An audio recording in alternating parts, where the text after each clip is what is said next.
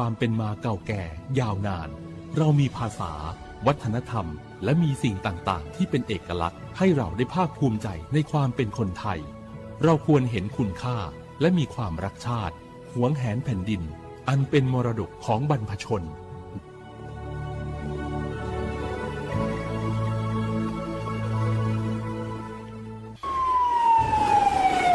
อามิตุเวเจโลกอดะเกดะวิมุหอซาติผาออยาอดูทะขอเปียเวโนหุชยาลาแทมเมียวนาติตอพ่ออามิตุปรุตุและติชลาไลกาปุวิชแลมาโอเวกอดเซเปเซแลงาคือชอยาเฮปุเฮคอโลจาจากะจาแลอามิขอตุกเวทะปาตอแทลาเวและงาคือติจามือจักกอตีสามารถมีมาโกติมีเฮคออามิตุกเวทะปาตออามิตุตอลาวิเจอามิตุและตอลาตาวิมุขอซาชเดคาแลมาดาวิมุขอซา PM 2.5 แพเกและกอแลติลาวิกอตุอุจาเวงาคือชอยาอานาชเดผาทะปาตออาสากะติขอย่อยาเวเจอชโพซัตเซเวอานามาเลอานานิมัสอานาและอุนอเนลูไกเวเจสถาบันวิจัยวิทยาศาสตร์และเทคโนโลยีแห่งประเทศไทยงาคือไทยมีชอติเกนิมาลาเซจาดะและอามิตุเวคาเปเจอาเวกอดาเกดาวิมุฮอซาติผานี่คืออยาอดูติผาทะขอเปียเวเตจ้ามือจักกอติผาทะปาตอมาดาวิมุคอซา PM 2.5 จะได้ผามากาโตลาตุอโปโครงการนโยบายจะได้ผาทะตาและกาลาตาวิแลสำนักงานการวิจัยแห่งชาติอโมแพวิโยงาคือเจ้าวัดจิ้งใหม่ออกข้อต่อกอติออกคโลโฆษณาติผาคือกาเวลโกจ้าดาลาแพวิโยอลโกงาคือจิ้งใหม่ออกคโลเวสถานีวิทยุกระจายเสียงแห่งประเทศไทยจังหวัดจิ้งใหม่แลออกข้อตอเวสายาติผาสู่ไกเวกาวูจ้านอคือและโฆษณาติผาคือกาเวลโกจ้าดาคือโทรศัพท์นำบัตรแม่0 5 แซ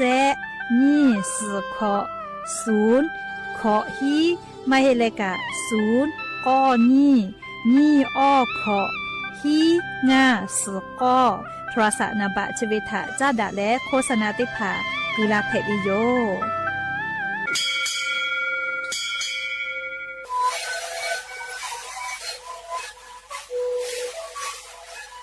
ชีวิตคือหนูคือยาแก้เชื้อดีออกข้าวเฉลยและหุ่นข้าวตะเกียบออกทีจังหวัดที่ไหนเอ็มมาบาเด็กที่โอหาสุดที่เกิดขึ้นเลยเล่นเลี้ยงหลอกเอาพ่อเอายาก็จะได้หน่อยดูแลได้ชิ้นหน่อยเล่นเถื่อนเอายาที่หน่อยคือขอแล้วก็หน่อยข้าวขยายเล่นเลี้ยงและหุ่นข้าวก็คือเลี้ยงและงานและหุ่นข้าวก็คือสิ่งนั้นในข้าวโดในดีโอ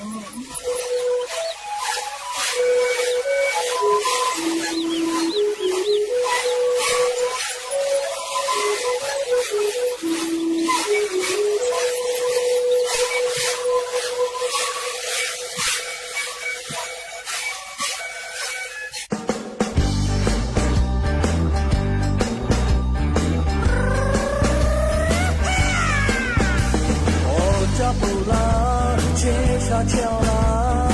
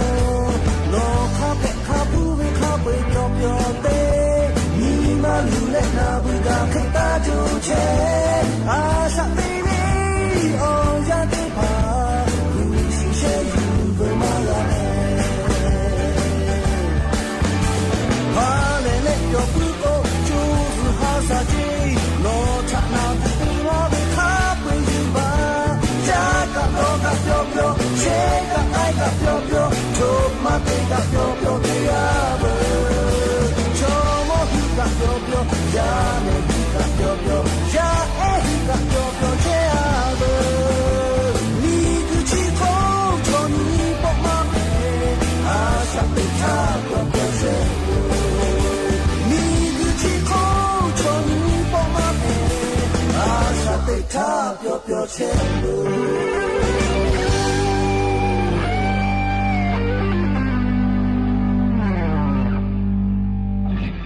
ูดาจาวิโย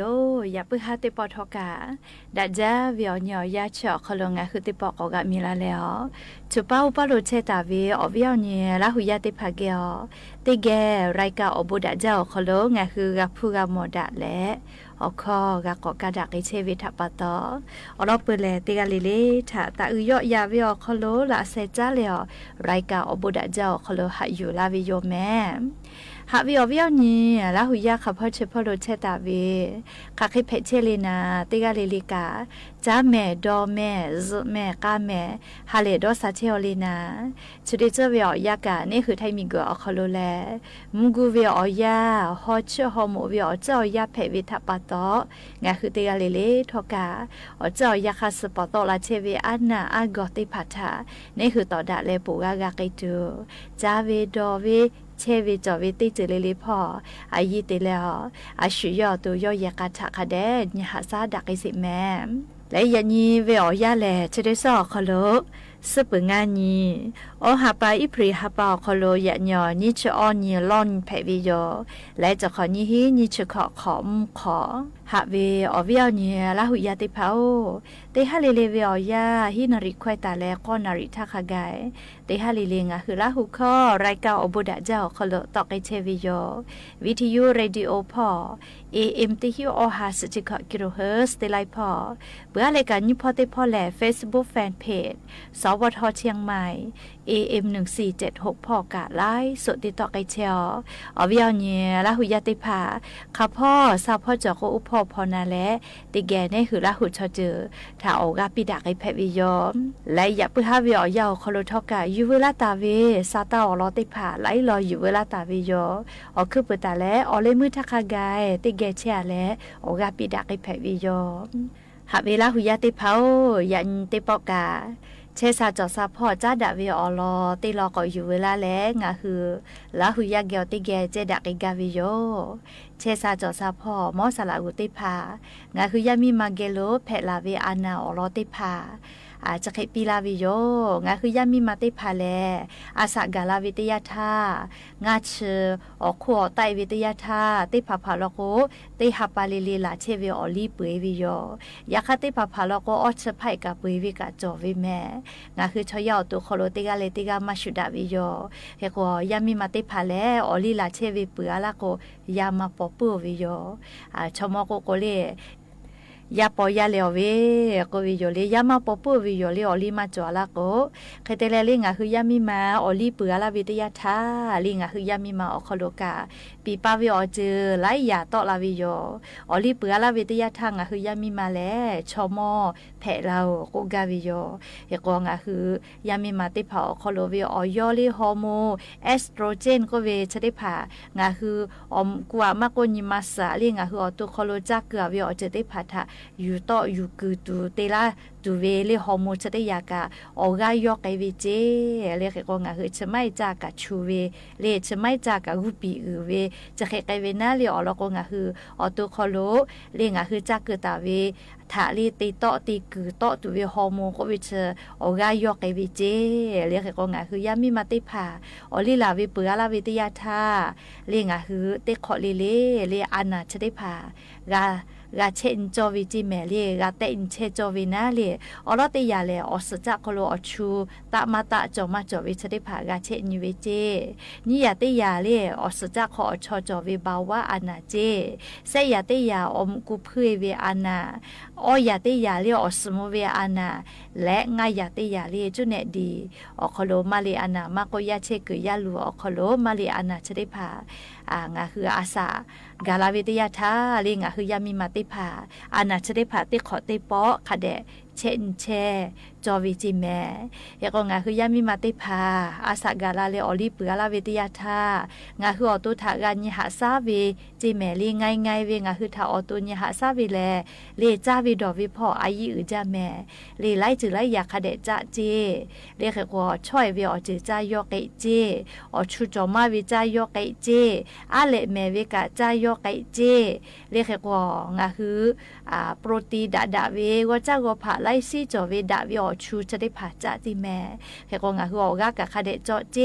อีโอเวตินิเวอคอโลติแควนาลีอยากอจูเวมาโกฮือเวมาโกโยคะเตเวจะได้ผ่าคาเดติเจ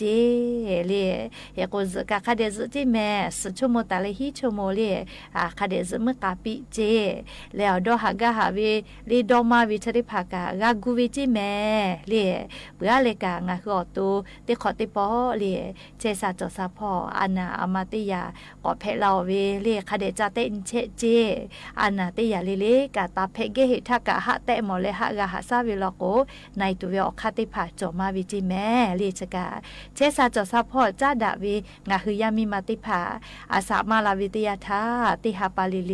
ลาเชเวออลีเปือลาวิลโกงาคือยามีมาติผากาฟาตาจอเวกาเตนเชจอเวอานาออรติผาอยู่เวลาแล้วอวิยเนี่ยลาหุยาติผาทะจะเกชลากาลาวิโยแม่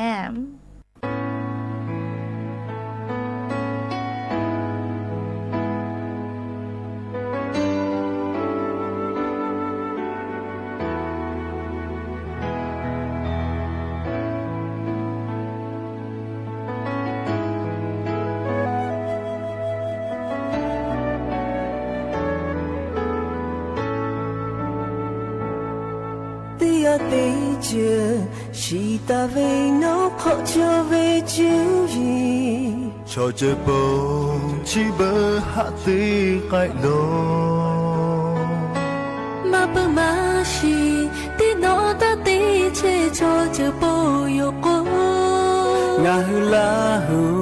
hòn đã bia về ô xa về cho ta về thế tu si yêu đó lệ cho chơi bơ yêu hư cho cha chế khê đó khá bí bà ô gà ô xa bí la bà lô ra về nó gà la hư ngà gà la hư ya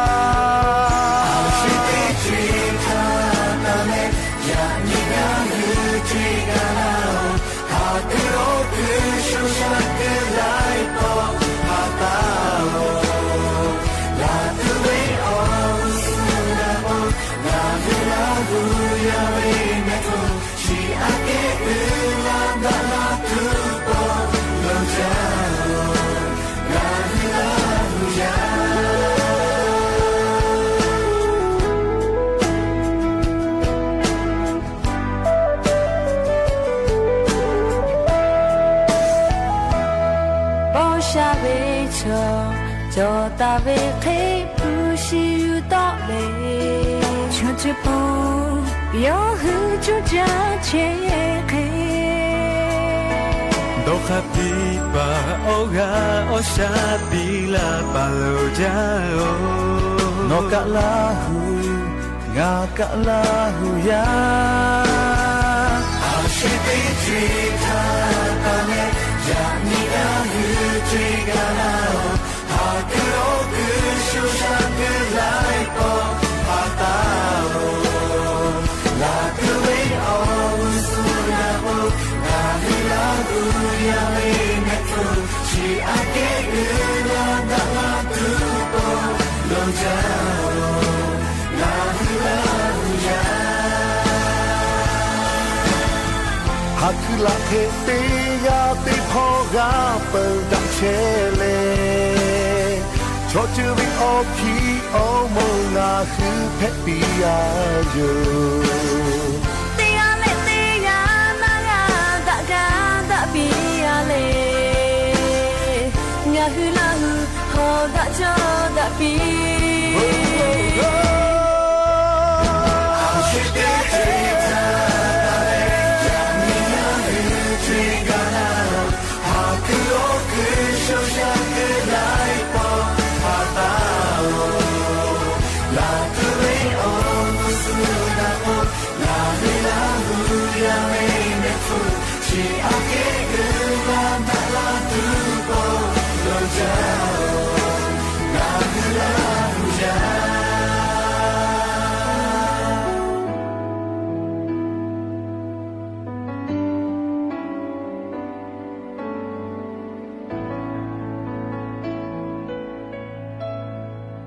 หาเวลาหุยาติเผายันติปอกาเชซาจอซาพ่อจ้าดาวิออลอติลอก็อยู่เวลาแลงาคือลาหุยาเกียวติแกเจดักกาวิโยเชซาจอซาพ่อมอสลาอุติพางาคือยามีมาเกโลเพลาเวอานาออลอติพาจะเคปีลาวิโยงาคือยามีมาติพาแลอาสากาลาวิทยาธางาเชอขวไตวิทยาธาติพาพาลโกติฮับปาลิลีลาเชวิออลีปุยวิโยยาคติพาพาลโกอชไผกาปุยวิกาจอวิแม่งาคือชอยาวตุโคโลติกาเลติกามาชุดาวิโยเฮโกยามีมาติพาแลออลีลาเชวิปุยอาลาโกยามาปอปูวิโยชมโกโกเลยาปอยาเลวเวก็วิโยเลยามาปอปูวิโยเลยอลีมาจอละก็เคเตเลลิงะคือยามีมาอลีเปือละวิทยาทาลิงะคือยามีมาอคโลกาปีปาวิออเจอไลยาตอละวิโยอลีเปือละวิทยาทางะคือยามีมาแล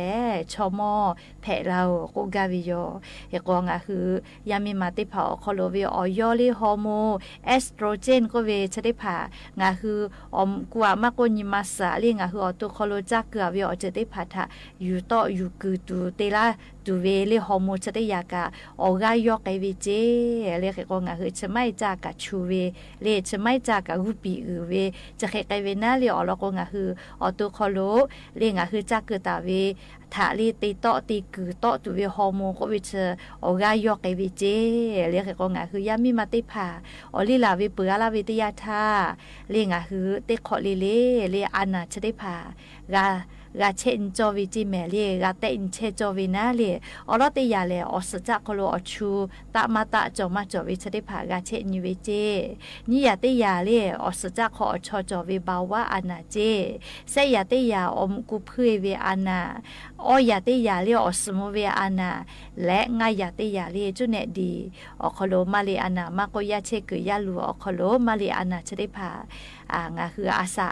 กาลาวิทยาทาลิงาคือยามีมาติพาอานาชดิภาติขอติปอคาเดเชนเชจอวิจิแมเฮก็งาคือยามีมาติพาอาสากาลาเลอลีเปือลาวิทยาทางาคืออตุถากาญิหาซาวิจิแมลีไงเวงาคือทาอตุญิหาซาวิแลเลจาวิดอวิพ่ออายิอือจาแมเลไลจือไลยาคาเดจาเจเลขก็ช่วยเวอจือจายอกไกเจอชูจอมาวิจายอกไกเจอาเลแมเวกาจายอกไกเจเลขก็งาคือโปรตีนดาเวก็จ้าก็ผ่าไลซีจอเวดาวิอชูจะได้ผ่าจาติแม่เฮก็งาคือออกากะคาเดจอเจอีโอเวตินิเวอคโลติแควนาลียากอจูเวมาโกฮือเวมาโกโยคะเตเวจะได้ผ่าคาเดติเจเลเฮก็ซกะคาเดซติแม่สชโมตาเลฮิชโมเลคาเดซมกาปิเจแล้วดอหากะหาเวลีดอมาวิจะได้ผ่ากากากูเวจิแม่เลเบื่อเลกางาคืออตูติขอติปอเลเจซาจอซาพออานาอามาติยาก็เพลาเวเลคาเดจาเตอินเชเจอานาติยาเลกาตาเพเกหิทากะหะเตมอเลหะกะหะซาวิลโกในตุเวอคาติผาจอมาวิจิแม่เลจกาเจซาจอซาพอจาดาเวงาคือยามีมาติผาอาสามาลาวิทยาทาติหาปาลิเลลาเชเวออลีเปือลาวิลโกงาคือยามีมาติผากาฟาตาจอเวกาเตอินเชจอเวอานาออลติผาอยู่เวลาแล้วอวิยาเนี่ยลาหุยาติผาทะจะเกชิลากาลาวิโยแม่และอย่าปึฮาติปอทกาชิลากาลาตุเวอลอซาตาติผาจะเกไมจะดิโยแม่ลุลาและกากาพนาเลออกาปิลาเชเวติกาเลเลกาอบุจาแม่ติกาเลเลซแม่กาแม่เชซาจอซาฮาเลดอซาปิอบุจาเดดาอิโทดาอิเตฮากาเลมาเด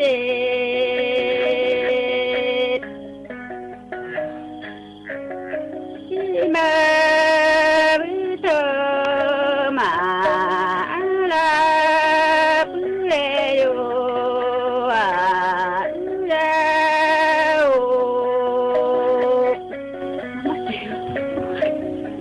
อ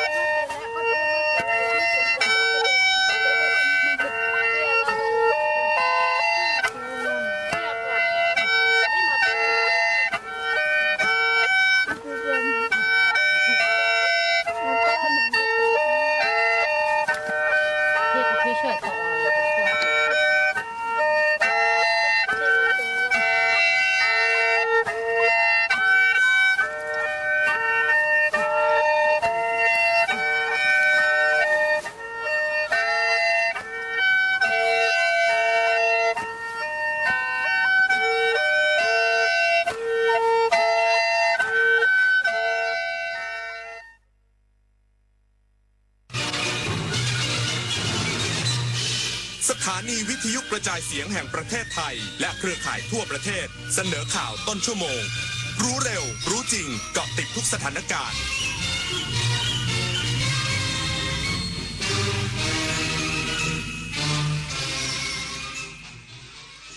รับฟังข่าวต้นชั่วโมง 21 นาฬิกากับพฤทธิ์แก้วพิบูลครับรองนายกรัฐมนตรีและรัฐมนตรีว่าการกระทรวงการต่างประเทศยืนยันไทยไม่เลือกปฏิบัติกับแรงงานกัมพูชาแม้จะอยู่ในสถานการณ์ที่ยังมีความขัดแย้งระหว่างกันอีกสักครู่กลับมาติดตามรายละเอียดครับภัยคุกคามข้ามแดนไม่หยุดอยู่แค่พรมแดนของประเทศทั้งอาชญากรรมไซเบอร์การลักลอบค้ามนุษย์และยาเสพติดประชาคมอาเซียนจึงร่วมมือกันอย่างใกล้ชิดแลกเปลี่ยนข้อมูลเสริมสร้างความมั่นคงและปกป้องประชาชนประเทศไทยพร้อมเป็นส่วนหนึ่งของพลังความร่วมมือในภูมิภาคอาเซียนอาเซียนเข้มแข็งร่วมแรงต้านภัยข้ามแดนเพื่อความปลอดภัยของประชาคมอาเซียนยุคนี้ไม่ใช่แค่กลัวข่าวปลอมแต่ต้องกลัวข่าวที่ปลอมได้เหมือนจริงเกินไปวันนี้ AI สามารถสร้างภาพที่ไม่เคยมีสร้างวิดีโอที่สมจริงสมจังแม้กระทั่งเลียนแบบเสียงของใครบางคนแล้วคุณล่ะจะแยกออกไหมว่าสิ่งที่ได้ยินคือเรื่องจริงหรือเรื่องที่ถูกสร้างขึ้นลองหยุดคิดอีกครั้งนี่คือข้อเท็จจริงหรือแค่สิ่งที่ดูเหมือนจริงในวันที่ AI สร้างได้ทุกอย่างสิ่งที่สำคัญที่สุดคือการที่เรายังคิดเป็นเมื่ออายุมากขึ้นร่างกายก็เริ่มเปลี่ยนแปลงบ้านที่เคยอยู่มานานอาจกลายเป็นจุดอันตรายโดยไม่รู้ตัวมาปรับบ้านให้ปลอดภัยสำหรับผู้สูงวัยกันเถอะค่ะพื้นต้องเป๊ะในบ้านห้ามลื่นห้องน้ำต้องมีราวจับแสงต้องสว่าง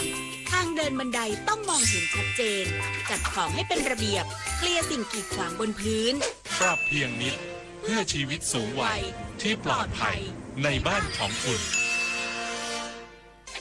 เธอวันหนึ่งเกษียณไปคิดบ้างไหมจะใช้ชีวิตยังไง ยังเลย คิดว่าพอไม่ต้องทำงานก็คงสบาย ระวังเหงานะถ้าไม่มีเพื่อนไม่มีสังคมวันๆจะเงียบมากเลยนะ จริงด้วย แล้วควรทำยังไงดีล่ะ เริ่มตั้งแต่ตอนนี้เลยหาเพื่อนใหม่เข้าชมรมทำอาหารหรือนัดกันทำกิจกรรมจิตอาสาเพราะสังคมที่ดีเริ่มสร้างได้ตั้งแต่วันนี้เตรียมพร้อมสู่ชีวิตวัยเกษียณที่ไม่โดดเดี่ยวรองนายกรัฐมนตรีและรัฐมนตรีว่าการกระทรวงการต่างประเทศยืนยันไทยให้ความสำคัญเรื่องสิทธิมนุษยชนและไม่เลือกปฏิบัติกับแรงงานกัมพูชาแม้จะอยู่ในสถานการณ์ที่ยังมีความขัดแย้งระหว่างกันนายเสียศักดิ์พงษ์เกตแก้วรองนายกรัฐมนตรีและรัฐมนตรีว่าการกระทรวงการต่างประเทศกล่าวถึงการผลักดันความร่วมมือด้านสิทธิมนุษยชนและแรงงานกับฝ่ายกัมพูชาโดยยืนยันว่าไทยให้ความสำคัญกับเรื่องสิทธิมนุษยชนโดยไม่เลือกปฏิบัติและดูแลแรงงานต่างชาติที่อยู่ในประเทศไทยเป็นอย่างดีทั้งในด้านสิทธิประโยชน์ต่างๆที่ได้เท่าเทียมกับแรงงานไทยโดยย้ำว่าแรงงานทุกคนมีส่วนในการสนับสนุนเศรษฐกิจไทยแม้จะเกิดความขัดแย้งระหว่างประเทศก็มองว่าอย่าให้ความขัดแย้งดังกล่าวไปถึงระดับประชาชนเนื่องจากท้ายที่สุดทั้งสองประเทศจะต้องอยู่ร่วมกันอีกยาวนานและความขัดแย้งระดับรัฐบาลก็ต้องหาทางแก้ไขต่อไป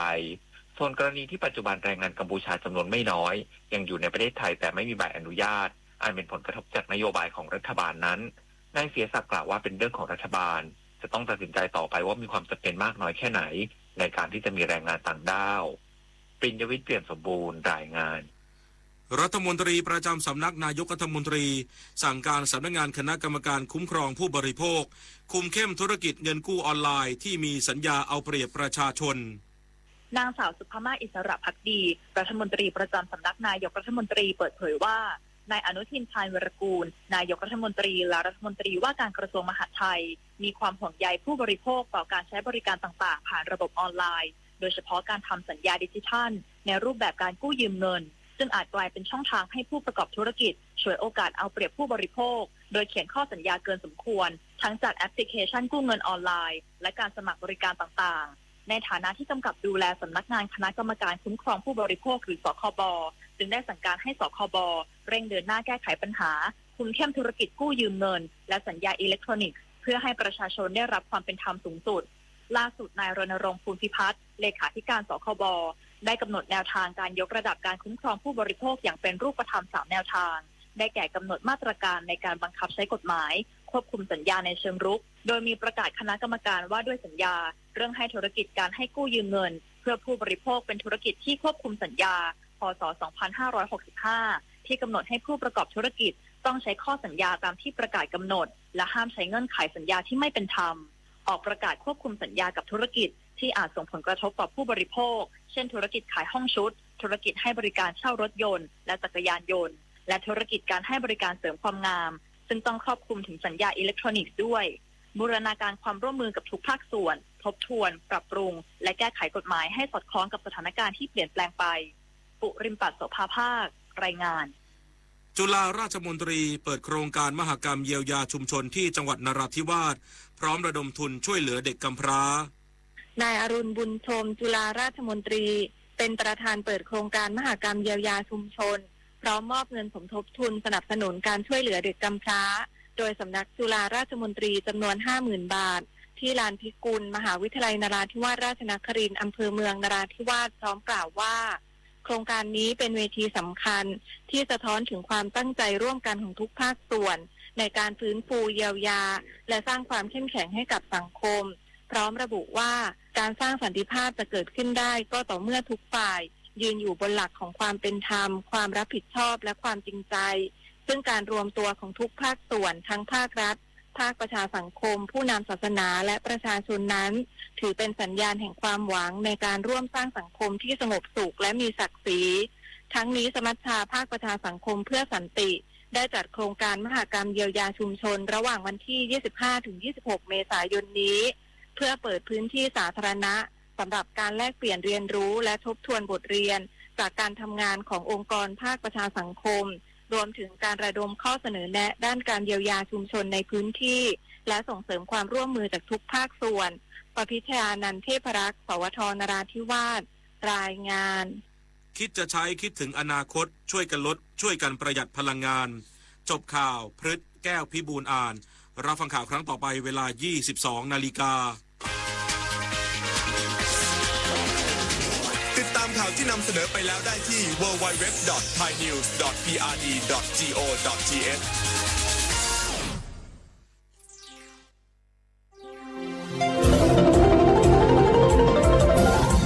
วิทยุแห่งประเทศไทย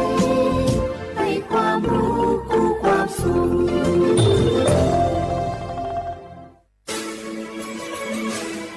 สถานีวิทยุกระจายเสียงแห่งประเทศไทยจังหวัดเชียงใหม่ AM 1476 กิโลเฮิรตซ์สถานีวิทยุภาคภาษาชาติพันธุ์แห่งเดียวในประเทศไทยที่มีความทันสมัยเชื่อถือได้สร้างอัตลักษณ์กลุ่มชาติพันธุ์สู่สากล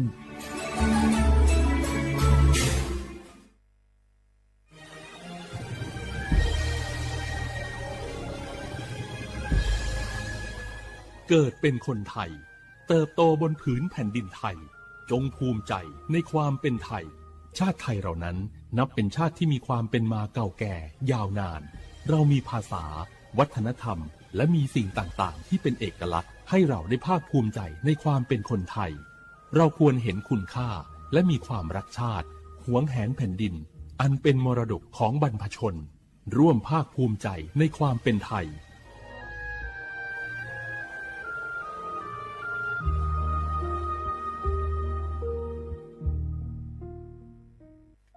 สปสชโยอานาลูวาดูยมือจอซาดูลาญานักก็ลุกหุ่มยาอุตาจอซาดูเจียงหลังในยานี้หลัวแม่บาประชาชนยาโกเชโกลาตาพอเดืองเฮลวยชอบาแม่ข้อตีบัทยาวสิจอนเนแม่ยอนนาเดญาจอนยังลาและเชโฮ ADL ความดันเชลเบาหวานเชลมะเร็งอัจฉริยะแมมโมแกรมโฮอัลตราซาวน์เนชอเชลหนึ่งเงินนักก็ชกกำบิวยอฮอาจงมาเลชเชญานีชกงบิวโลกเอสนากงมาทุจีคุยฮอทุจีรามิชาอาจวยยายังและทุเมอสิญญาเจมอนาสปสชติซุมจำยอสปสชเขตหนึ่งเชียงใหม่นากาจำยองาซุมญีเยงาซุมงาปโยดามโอเดนากาตีโกจำยอนึมานากอนาลูเดนากาเตซุมญีซุมโยกานาลูวะดูเมเด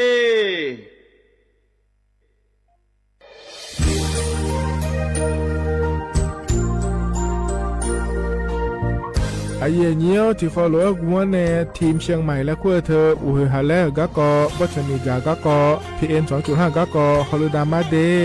ไอเยี่ยนี้มีจาโดโมนะทางศูนย์อำนวยการและแก้ไขปัญหาไฟป่าหมอกควันและฝุ่นละอองจังหวัดเชียงใหม่ละเพื่อนากาซาโบจำยองาซุม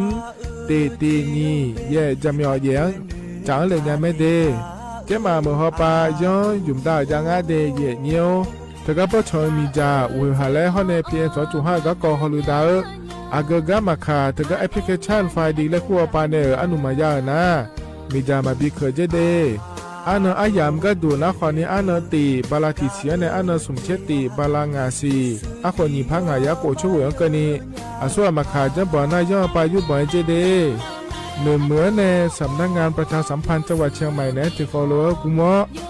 มือดาลานยานีทีมเชียงใหม่และขั้วเธอที่ฟอลโล่เกิดดามาเดเธอมีเนที่ยิ่งที่โบกาเนือกามาพาย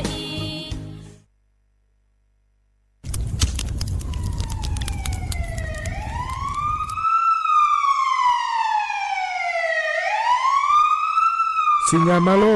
อัดเดือไทยมีขอในละตาหอปามีจายโคนาลูเปื้อบ่ชอนที่ยับยุ่มแลก็แงกวยเชบยุ่มกันนี้มีอันนี้นะชอหาในอาหุมโปยามุงเหลาอย่าเผลอเผลอในอดัวบ่เขอในโอเยหุมามีจาเขอมีในอูเฮฮาและ PM 2.5 เธออัดเดือชอหายายีที่โคยุ่มเลยงาเจเดสาปอนาลามาเลเปียลานือมานากอเปียลาในอุดุมอินุมขอเดลางาเจอเดือไทยชอหายกานาลูกุมะเนมีดาทักเคเดมือละเนสายอเหมืออเดือยาอุปาอุมังบีเดญญาภาเธอกะ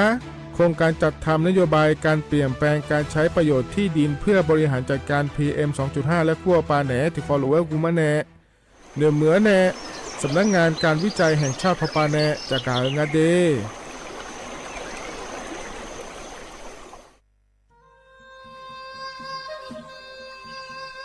ยอโปนาลูเฮตาฮอดาเงอุเฮฮาเล PM 2.5 เฮมีดาลางาเลสีลางาอาดูมาเนจังเงดเจอปะปะกัวเงเจมีจาเคมีเนเฮดดตอลูชัวยามอดดลาเนมัวฟาเนียมะมึงาเดเมียนพีลาขบยานาลาฮอเนสาโกพปานกอขอนีเปลายังาอาดูมาโยกานาลูกุมะเนมีจามาเคนีโยฮาเนยับมุเนยับเพเลเธอโลไถเนเฉเนวิเกมีจามีกาพีเพราะเนบอชอมีอาลานีอาบอที่ฟอลเวเขาที่ฟอลเวกุมะเน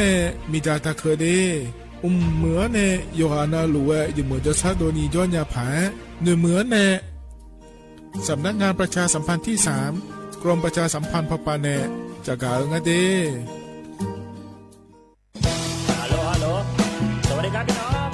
อายุนี้เดือขยาวโฆษณาไกกะกอสถานีวิทยุกระจายเสียงแห่งประเทศไทยจังหวัดเชียงใหม่พปาเนบีเคฮอมอนาแอออนหลีญาเมเจสถานีวิทยุกระจายเสียงแห่งประเทศไทยเฮนาอย่าซินก้อนบีดูอย่าล่อนแต่ช่องหางละหาเชลกับปจักรเนดูพ่ออีสอนอีกามาเล่าเนกามองขากากาอีกุญญายีเนียวโฆษณาบีเกหมอญาแลนึงมาอ้อนานากาแม่เหลียวแน่แม่ชนยังง่ายีเนียวนากาสมบูรณ์นาคนนี้จำยองาซุงมีสีโกจำยอโกแย่และงาเดใจที่โบนาคนนี้จำยอเวญีมีโกแย่งาสีเวและงายีเนียวมาเจอเกญา我是shineโอโบดาจ้าโอมิชเปอร์เหมือนสุงคาปอกว่าย้อจงตัวดูธรรมาสถานีวิทยุภาษาชาติพันธุ์แห่งเดียวในประเทศไทยทันสมัยเชื่อถือได้แล้วพบกันที่สวทเชียงใหม่ AM 1476 กิโลเฮิรตซ์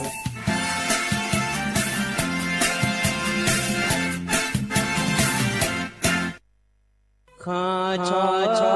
เมน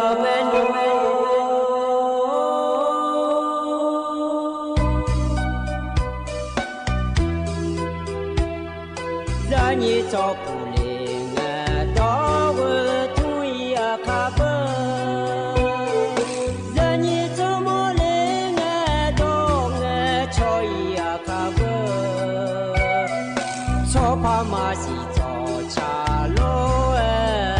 na i ba so ma nga na ma si ko le ya i ba nu ma si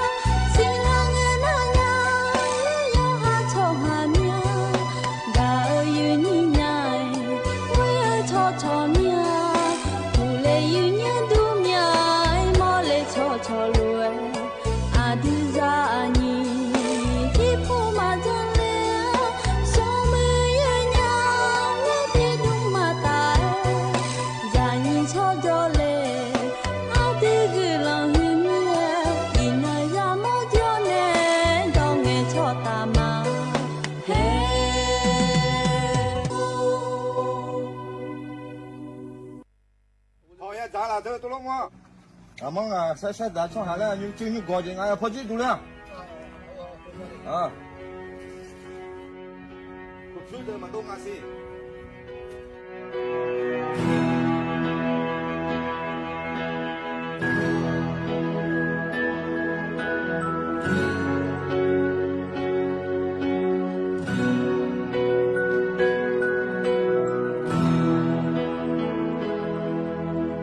မြတ်ဖြော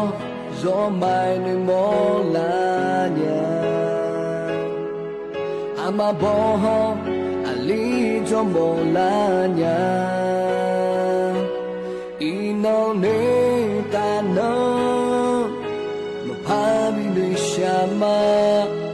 အမဂျောကအိုလာနဲ့ပြောလာမအလီနေ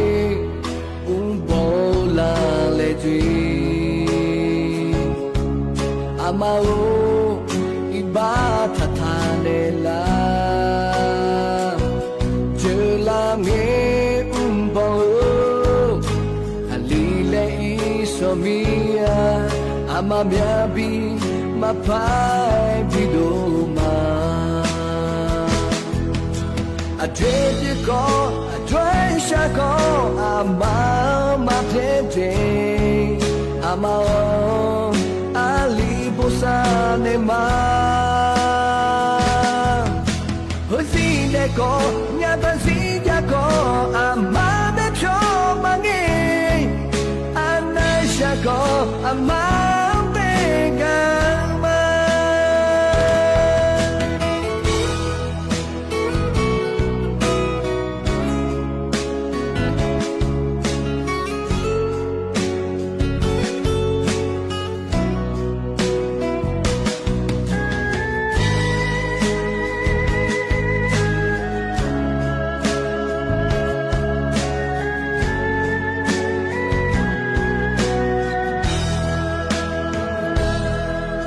Maloe gala mapazoa Micha hueta ukoni mamoa Amaloe mue Kiwai mapazoa Amauno zomani chalinga Nyabidunge si sone la amani ma zomani munga nushami yonzonge amado menela amameldo madi nulonya adrede ko adresha ko ama tete amao ali bosane ma hosi de ko nya ban si ya ko ama me cho mangi anasha ko ama be ga ma adrede ko adresha ko ama tete Amao Ali Busane ma Hosi de ko nya ban si ya ko ama me cho mangi Anasha ko ama be ga ma Nang mama de jina ro mane mene cho ne mi ne nga chu chu chu wo ji ji wo tao tao ina jina ro ji do mama de mama be gulo mama lo ye nyu do cha ga pa cha ji gam ji ama ji he ani yo hane cha ta nga ye nyu ko ni ti ko lo e hele na ha da la tu na ko ni na ha byo do lo ye nyu du thama ye ni he yo na lu nyu ti ko ni nga abum do ne aya ti ko lo pe ta pu ta ju me ye nyu la ne chi la ke ni lo ye nyu nga ji ma yu kha de ne ya jo da me ye nyu pan na nga ma ne myo du leพระจ่าดาเนี่ยมาอย่างนิ้วมาในหยมดูน่ารออย่างนิ้วสถานีวิทยุกระจายเสียงแห่งประเทศไทยจังหวัดเชียงใหม่และงานอย่างนิ้วสำนักงานประชาสัมพันธ์ที่3กรมประชาสัมพันธ์และรอยุ่งน่ากว่านี้สวทเชียงใหม่และงานอย่างนิ้วหน้าอย่างนี้นะฮะยาพูน่ากว่านี้มกโคบุกเกอร์ทัวร์รออย่างนิ้วติดภาพยาสิเชกุกิโลเฮอร์และงานอย่างนิ้วหน้าเฟซบุ๊กพูน่ากว่านี้สวทเชียงใหม่ที่ภาพยาสิเชกุกิโลเฮอร์และงานอย่างนิ้วแห่คือคนที่งานมันเนี่ยหยมดูแม่อย่างนิ้วหน้าอันน่ากว่านี้อินน่ากว่านี้เซกละงานอย่างนิ้ว si bala monti kholo ye nyo na thai phona ko ni wan sao anana ko ni chinga me sa yo ni phanga ya ku che wo lo ye nyo he nyu chi ko ni hala cha ga ji ko ni me ni lem thama ye nyo ko ma kle mi na do cha ti byum le phone ma ye nyo do cha ga byu na ani no mai phon chit ta ne cha tha nga ye nya ma ga nya ji lakไม่ได้เลยcha tha le a tha nga lo chim ye te ko lo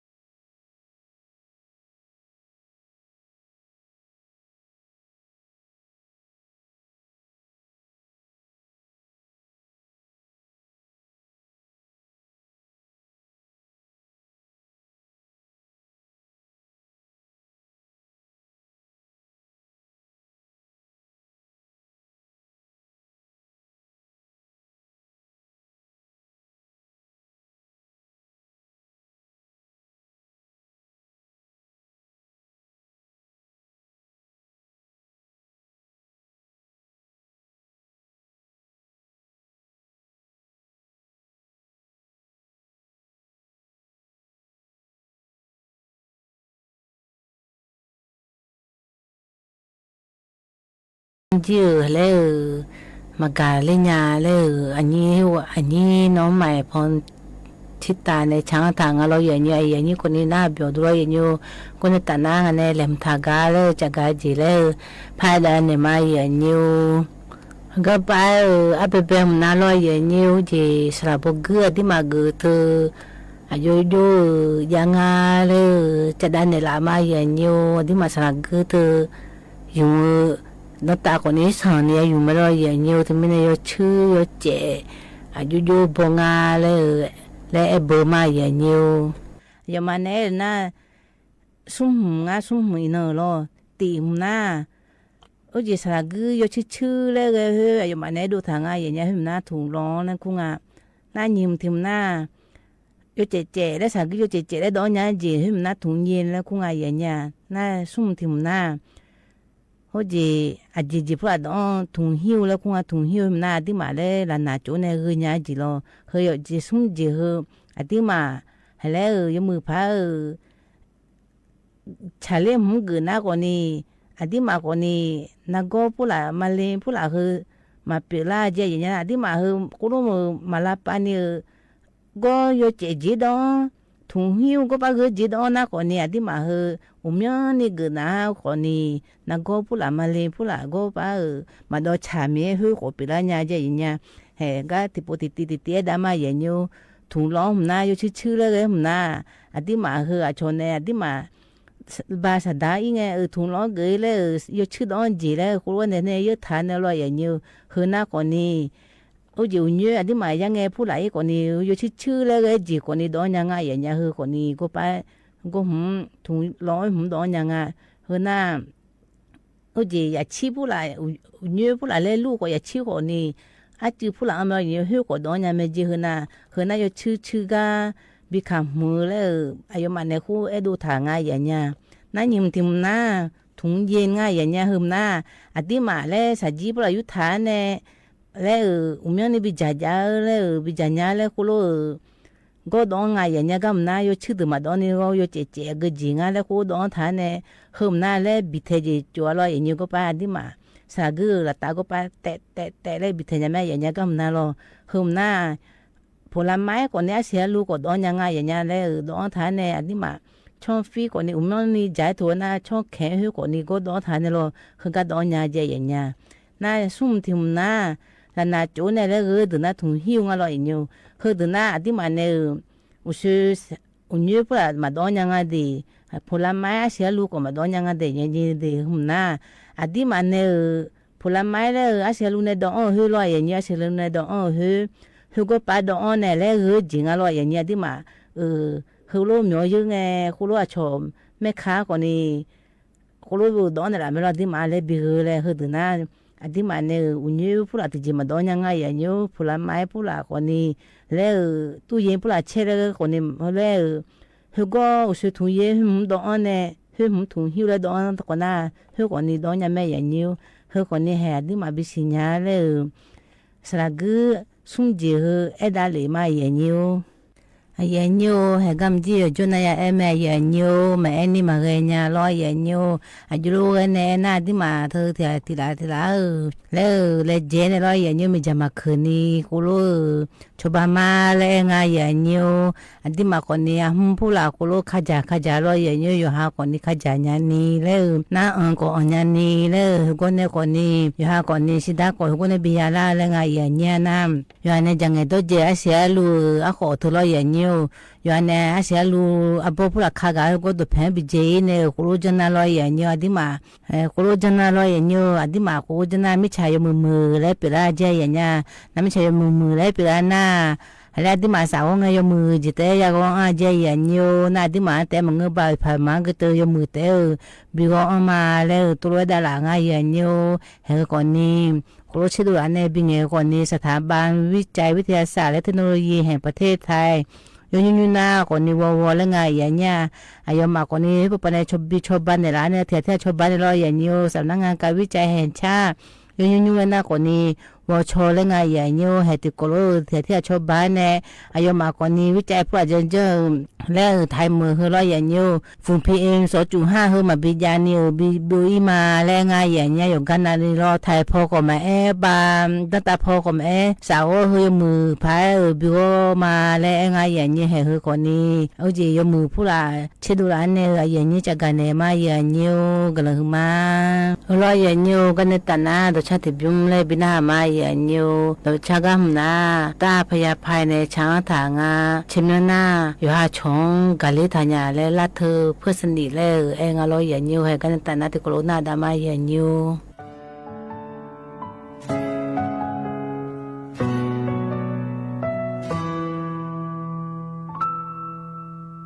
nó ga cho na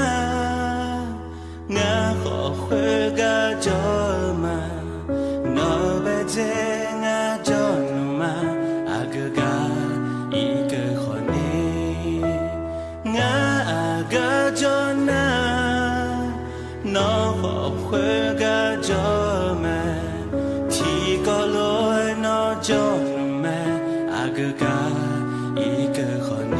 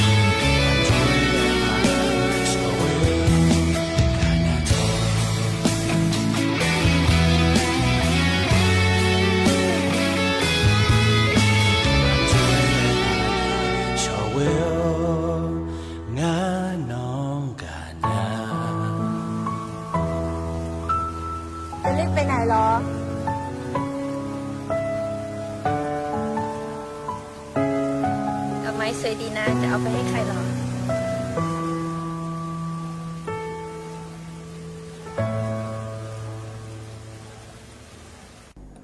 lo ye nhiều con tận na le adi mà hư le tipo na khaya thơ lo ye nhiều mi ja du la nhang aje ye nya dan ta ma ya mo ko ni mu phola na ya mo nga ye nya themi ne aju ya yang nga le enda ne ma ye nhiều khaya ga su hư na lo ye nhiều ho je di ma mo do di po ma mu aje ye nya le sa o ga ko ma mu du ko du muสติเลยมันเลยหมู่สติเลยไงอย่างเงี้ยไปลมเลยตุลุแพงอ่ะน่าอยู่มาเนี่ยนะที่เจถ้าเขยเลยไงอย่างเงี้ยมีใจที่เจถ้าเขยเลยน่าดิมาจีก็ป้าเฮ้ยพวกจาก็ตัวเพชรจอเลยน่าก็ป้าดิมาฮอร์โมนดูนะคนนี้น่ากาทุนที่ป่วยเนี่ยเลยไงอย่างเงี้ยก็ป้าถ้าคนนี้ตีวัวแล้วไงอย่างเงี้ยน่าใจถิ่มนะคนนี้ตีสี่เย่แล้วไงอย่างเงี้ยเฮ้ยน่ากูรู้ก็ตัวเพชรป่วยถ้าจอเลยไงอย่างเงี้ยน่าจังเลยอายุมาเมื่อแล้วนะเฮ้ยจะเลยเธอเลยมินุละเธอมินุสพิธีพี่มัวใจอย่างเงี้ยนั่นบอกว่าพี่เลยชูตัวดับไปกระนี่อยู่นี่กูรู้เลยรออย่างเงี้ยนะดิมาก็ตัวแล้วสามวันดูช่วยพาตัวรู้ที่จริงไม่รออย่างเงี้ยกูรู้เลยจีอุดมุมน่ะอุปไปยืดตัวรู้เลยจีอย่างนั้นที่เดือนนั้นก็ป้ามุสติแล้วเนี่ยไปลมเลยอย่างเงี้ยอย่างเงี้ยน่ะตัวก็ป้าอีสันนี่ยาหนูสาธุนะยาเดือแล้วไงอย่างเงี้ยชั่วโมงเดือแล้วนะแล้วที่ก็มาเจออย่างนี้อยู่โจเดือแล้วรออย่างเงี้ยหัวเดืออันนี้สันนี่อายุมาเจอดีแล้วอันนี้มองอะไรอย่างเงี้ยที่ไม่แน่คือคนนี้เขาจริงอ่ะไฟไหม้แล้วตัวเพชรโจถึงมีจารุลากาโลขยะก็มีจารุลากาตัวเพชรโจแล้วจะได้แหน่ง่ายอย่างเงี้ยก็ในตอนนั้นอยู่หามือลาจีแล้วที่มุมเล็บภายในมาอย่างเงี้ยก็อยู่หามือลาจีนะก็ทุกโจคนนี้ดิมาเธอเขาใจจะง่ายอย่างเงี้ยเขาจะเธอสมบูรณ์จะเบี่ยงเอาโซ่จิตอุโสนะก็อุจิตเธอจะง่ายเราที่เดินนะที่เบี่ยงมาจากนี้พัฒนาสิที่เดินนะเราอย่างเงี้ยตัวเจ้าหน้าคนนี้กับพ่อคนน่ารักเลยง่ายอย่างเงี้ยที่ไม่เนี่ยสมบูรณ์รู้สันนี่มันไม่น่าจืดแต่จะจากุยจงอันเนี่ยครูจากคนนี้เชื่อเนี่ยจะตัวป่าผู้ละสัจจิผู้ละงาสาผู้ละตัวรู้ว่าจะเขยแล้วง่ายอย่างเงี้ยนายจูผู้ละคนนี้โตแล้วเทแต่หน้าเทเลยหน้าเหยียดเกี่ยวตัวจะทีกับแต่เหยียดเกี่ยวเลยหน้าอยู่จนนั้นได้เลยมันก็จะจูกำน่าลอยนิ้วแม่กว่าจื้อโตเลยเทียมไทยโตเลยมันโตเด็กกว่าโตเลยตัวนั้นยอมเหมือเลยง่ายอย่างเงี้ยหน้าอยู่กลางไงจื้อจีพอจื้อเทเลน่าเหยียดชั่วโมงละเลยอยู่งั้นเจอย่างเงี้ยคือคนนี้ยอมมืองาแล้วไงหามันดูในรอน้ำที่เดือนหน้าก็อุศพอจีพอคนนี้ออกกำลังกายแล้วยังงาลอยอยู่หน้าก็ถือคนนี้อาจจะจื้อหาลุญญาหรือว่าคือพวกเขาบัดดีตัวจนแม่ก็รอคนนี้รออย่างอยู่คือถือแต่ก่อนอะไรถือแต่ก่อนเลยตัวจนไม่รอถือก็ยอมมือแล้วไงน่าอุศพอคนนี้แล้วน่าชาถือรออย่างอยู่น่าชาถืออยู่หาโซ่อีสันนี่น่าใช้สมันน่ารักตัวอุทุน่าใช้สันนี่มาจูขลาเฮียมืออะไรไงอย่างเงี้ยอยู่หาหมดตัวเนี่ยน่าอุปปราจาตัวอยู่มืออะไรน่าไอ้มันเนี่ยถ้าใจน่าอาหารขยะอะไรไอ้อย่างเงี้ยที่ปนน่ะก็รู้ตัวเองไหมอาหารขยะน่าเจ๊งาน่าอยู่หาหมดตัวมามือละเดือดเลยไหมอย่างเงี้ยจุดจ่าเธอดูหน้าเธอขนมปังเธอ KFC เธออยู่มืออะไรอาจจะตัวมาอย่างเงี้ยอาหารขยะเลยสดแต่ก็เตอเราอย่างอยู่ตัวอยู่หาหมดตัวเนี่ยที่ป้อนมาเหมือนจีคือคนนี้ยายงาแรงอย่างเงี้ยน่ะอยู่หาคนนี้อาเซียลูคนนี้วิตามินซีอยู่ชิเช่เลยก็ด้วยอยู่หามือเมเจอย่างเงี้ยจิชาเธอที่มือมันก็เจที่มาบ่ช่างโอ้จะเธอจิชาเธอถึงวิตามินซีชนะเลิศเมเจอย่างเงี้ยถึงอีส่วนนี้คือมันในท้องในจากคนนี้คือเลยรอนั่นนี่ชาดูคนนี้ดิฉันทัศน์และง่ายอย่างเงี้ยอยู่หาชนในคุ้งชงบ้างกรูโจเลยน่าอากูโคลาเดินนะสังนาก็เดินนะคนนี้เขาย้ายที่กูติปูแล้วเขายัดตัวยังไงอย่างเงี้ยน่ามันก็เดินคนนี้ที่กูติปูแล้ว ที่ปนานามัยกว่านี้หมอกว่านี้ตัวชิมโลยาตัวไม่รอยอย่างนี้คือกว่านี้ยมือจีจังแล้วหมอตัวเพจุนักกุลูยาจังแม่อย่างนี้คือกว่านี้อยู่หามุดูหัวสาวแล้วแม่อย่างนี้รอยอย่างนี้เหว่าสาวแม่ตัวจีตัวอยู่จังถากว่านี้บินาดามาอย่างนี้ก็ไปจังถากันนะอาบคอมเมขาเถียโจก็ไปเนี่ย还有提供讲人家嘞啊，好爱吧？但么也有只有地方，还得讲都这边比那些人家有只那只下面出下面都比那只，还他们那个把俺们嘛家人家还有那家干那还就忙就，不然呢家那阿家嘞有那边那大妈也有。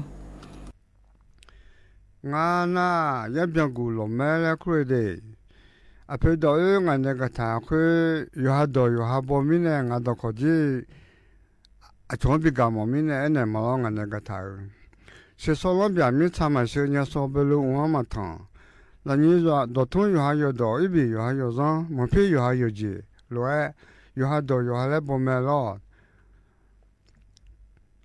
มาตาดอกบัวแล้วมันก็น่ามันก็ดอกแล้วมาบ้าอยู่หาดอยู่หาหน้าเงี้ยแม่เราไอ้ขอจันนี้ดอกทุ่งเราละแต่มาบัวเลยแล้วมันยาจันนี้ดอกทุ่งเราละแต่บัวแล้วอยู่หาดอยู่หามาตาดอกแล้วมันก็ดอกแล้วมาบัวดูว่าลอยอยู่นี่ไม่ของเราว่าลอยอาเพื่อมีเยอะนี่ชอบสับเป็นวันจีบีมาแล้วอาจจะอยู่กันนั่นละเด็ดลูขัดเด็ดจีอยู่จีน่าแล้วนั่นนี่ชอบสับเป็นวันกลางเงินน่ะชอบหากันเลยนะแล้วสับเพนกุลังชอบอีเดละเดจิมีอะไรเลยจีนอนน้อยมีอะไรชอบมาบอกเลยมาอยู่มาอีกมาแล้วจีชอบหาหน้าเลยมาอีมากุญาแล้วชอบอีเดจิหัวอยู่แล้วเนี่ยอีเมจิน่าน่าเพื่อมีเยอะยูเมชีอีกไงงาชามาติโมดูเลยอาจจะบิจิพังไงเลยที่จีมาจานี่เลยอาจจะจาราเลยจีนน้อยหนาเลยเนี่ยน้อยจีซาลีเลยบิจิเลยบ่เลยคนเดียวเลยงั้นน่ะชาจีขังเนี่ยอุเลลีเลยมีขังซาคุแต่ชาจีขังเลยอยู่น่าเลยงาชามาล้อให้เจมันก็ตัวเนี่ยมันน้อยเลยเนี่ยจีสว่าเงินมาเงินเลยให้งาอามาพิองอูอามีอูอ่อนอาชาพิองอูอามีอูอ่อนเลยนกเชื่อกจินยามาลาเลยชาจีขังเลี้ยงมีขังจากุตาเลยจึงอาชามานะนั่นตัวนั้นตัวหาเลี้ยงเลยเนี่ยมีเยอะจังว่าเลี้ยงจีนน้อยมีเนี่ยจีชอบมาบอกแล้วจีนน้อยเนี่ยเลยน้อยเลยมาบอกเลยกันเลยน้อยกันมาที่ข้างอูเลี้ยง因为来姑姑来弄了，又来姑姑来拿，刚刚提纲一周二纲一周三纲，干嘛接到了还接到了我小呢我来又来姑姑来多年几米，那都小呢又来姑姑来没的，那我来那把一口过来那。个别的人好嘛，那你嘛那孙女把那行是哪里家不啊？那是哪里呢？去帮比帮，比比多呢，拍行比别呢比较会，要求他在家打后仗呢，米然后都比嘛生活会比嘛喜欢嘞，也啥呢？来回很帮古当呢，有多么长呢？那我这到土都来要都办呢，来我这就啊好，我看呢，大概呢睡觉呢，都不要都吹比较的。后面呢，米然都就嘛说好了，米然去我这去好了啊，头个呢头个大么就错下来，看上都对了。那或许他呢拍行不他呢，大概叫他比较难。而且呢，你小个人แล้วผู้เนี่ยมาที่ก็มาอุดวงเลยที่จอยเลยก็มาอยากรู้เลยน่าหาเลยจีแล้วมาสิที่ก็มาอยากเลยมามั่วเนี่ยน่าอุลิมจีนั่นนี่ชอบพักกันน่าขอพักอยากจีแล้วก็เนี่ยมาที่ก็ผู้ก็เนี่ยมาอุดวงเลยแหละมามั่วเลย那可能我们是在嘛摸嘞，那比我里面今年毛个了，嘛摸嘞。那对我的那，那蛮好个，你那个那好多米呢？嘞，还好不真用是他妈嘞好了嘞，那比我里面就提牛哩走，泥牛哩走，树牛哩走那，好嘞那比好那。แล้วเพื่อของก็ดีเขาไม่เจอแนวว่ะเขาบอกคือบ่หนูพี่ดีพี่ก็ดูก็เช่นหนูอะไรแล้วเพื่อของเป็นหนูอะไรแล้วเนี่ยมามังงาแล้วอันนี้อุลิไม่เจอมังงาแล้วน่าจะบอกเลยอันนี้เจอสมบูรณ์อันนี้ดูยอจะบอกดูยอแล้วจะบอกดูยออันนี้เนี่ยได้แล้วเนี่ยอยากขังอะไรน่าส่งลงกันน่าโดยเนี่ยอันนี้เนี่ยได้เลยค่ะคุยส่งเลยเนี่ยที่เล่ส่งเลยตัวขันเนี่ยบิยาเมจิน่าคุยตอนนั้นเนี่ยมาเนี่ยมาถึงกับปุริเลยมามิเนี่ยน่าขยันถึงมิเนี่ยลูกของอ้วนคุยถึงจังกันได้เลยค่ะกับลูกของแล้วเบดูเนี่ยต้องอุ่นนมเจียขยันถึงแล้วakaza lo kontolo na nene matega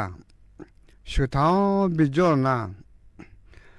chomyona ayona amma meja ule kunga tega na aliga na adala sem hatana le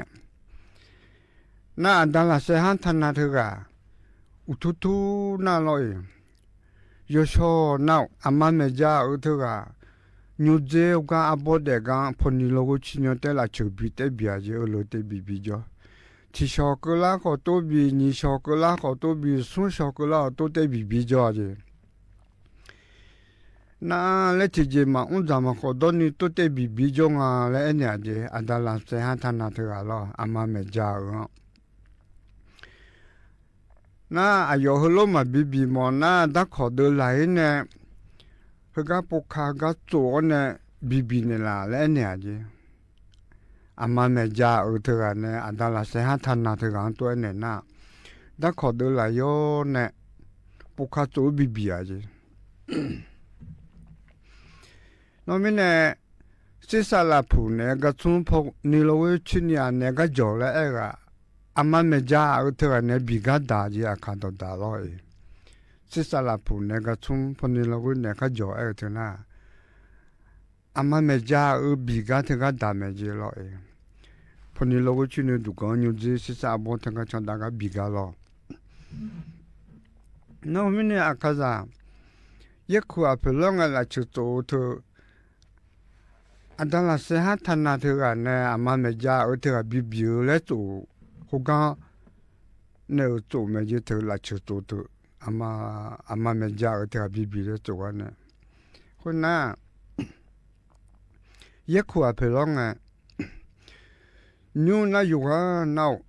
คุณจะไปสลาเจอแล้วแต่เมื่อเรางานเนกาเขาอาจจะดูเรื่องงานเนกานะคุณจะไปสลาเจอเลยเถอะตัวมึงงานเนกาก็อยู่หากาดอยู่หายังไงไม่รู้สลาเจอเถอะพูดตัวอยู่อาจจะสลาเจอน่าสลาเจอเถอะยังคุณจะไปสลาเจออาจจะเถอะงานเนกาเลยสลาเจอก็อาจจะสลาเจอเนี่ยเบอร์จียังขวบเถอะเบอร์ละสลาเจอเนี่ยเบอร์มังอาจจะน่าคุณจะไปสลาเจอเลยอายุทำยนตัวมีเนี่ยสลาเจอเถอะเนี่ยเบอร์ดูยังขวบน่าอามันไม่จ่าเนี่ยบิวละเชื่อถือก็ตัวตัวยังไงล่ะนั่นนี่จีขัดท้องพังอาเดียจ้าเนี่ยชาอยู่จีนักเลยจีอาดูเช็คเลยจีโม อาจารย์โยโหบิหูจีบิทูจีน่าขัดท้องพาเกลาน่าขัดท้องพังเงจากโดเลยจีบาจีนี่ปูปวหนูน่าสาธาจีเนี่ยน่าอาจารย์จีหูจีลาเสจาจีบาสาวโดที่จีมาเพียมีอาจารย์บ่บ่เลยอภิโลกออกเลยชจีจะออกเลยที่จีมาเบียญาเลยอาจีเล่เอ็ญาเลยอาจีเล่กุญญาเลยกูออกเลยทุลุกุเมจีขัดท้องมามัวช่างเถอะน่าอยู่ที่เดินน่ะขัดท้องมามัวช่างเลยแต่ดำไม่หรอเธอมามัวช่างเถอะจีชัวชมยังจีผู้ตัวยี่จีมามัวช่างเถอะเธอเนี่ยเป็นตัวจีขัดท้องมามัวช่างเถอะเนี่ยคุดใจสักคู่ขัดท้องจีชีเรเบอาจารย์เสนาอยู่หาจีบาสาจีเลยตัวจะจับเบียวจีคงไงล่ะขัดท้องมามัวช่างเถอะเนี่ยเป็นตัวล่ะขัดท้องจีชีเรเบเถอะมามัวช่างเถอะเนี่ยเป็นตัวจีล่ะคงไงล่ะนั่นมีเนี่ยแล้วพอเลยชาจีจะจีบาดอกมาเพียงมาเบียญาเลยอาจีเลยกูดูเนี่ยกูโหเลยนะกูเตอเนี่ยขุมากูมาจากตุเลยเด็กน่ะเเลยกูดูเถอะสงสัยยังไงข้าทั้งไงกูดูอาจีมามัวช่างเถอะข้าทั้งจีชีเป็นไงล่ะงั้นเนี่ยก็ถ้าตัวว่าเธอแต่ไม่ตาห้องมาตามสิเดlo ya ni ko ni ya na ha du lo ya ni ja ti ji le ba ja an tha se ya nya to ko ni nyu ji na phang a ya ma ja yo jo le pha ko na do ya nya do ma lo ni ka do me na yo no yo le pha pha ne ma ya nyu ga pa ya ji kla me nga ko ni a ya ni ne ya ko nga ya nyu ga pa ya ha ji la ko ni kha ye cha le ya pha ne nga ya nyu khi cha gam na lo ye nyu ba phu na bang hoi me kham ne chang tha nga de ye nyu de chemyo na ma nga te corona da ma ye nyu nga ko ni ga ne ta na hoi ma yu ana udu thama gra huma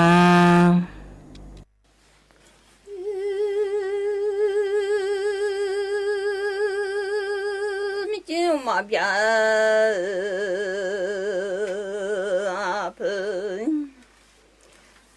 la lo de bu do san ya lo noa như soi no la gai soi nga che le nyu ja thì na nu mi za bo ma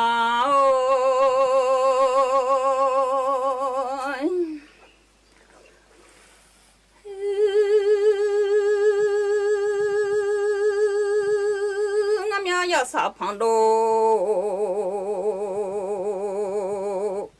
le la ma nge che mya mo za sa gung ye dai la ma nge no da ne an ni sum ne ma sho de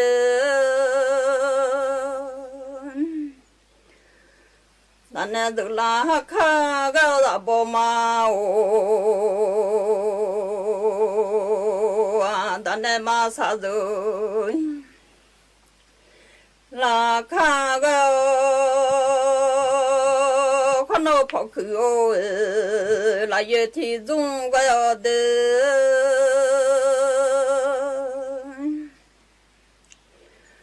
nè bé ole sẽ là kha mye nè dun de pia la phò khử à người ga le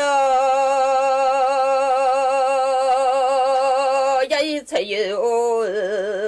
sum tho ga lu ga de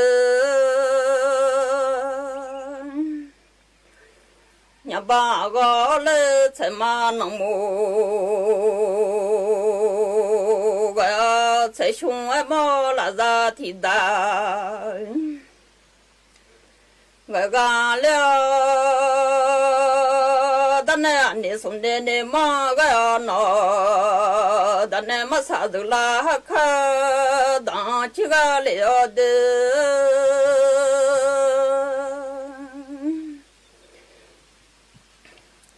နော်လာရည်ဟချူလာညာ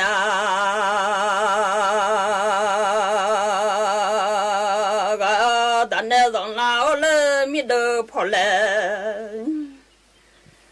ဝကလေမနေခလိုက်ဖူခဟာကတနေမဆာဒလာခဒန်ချီကလေဒေ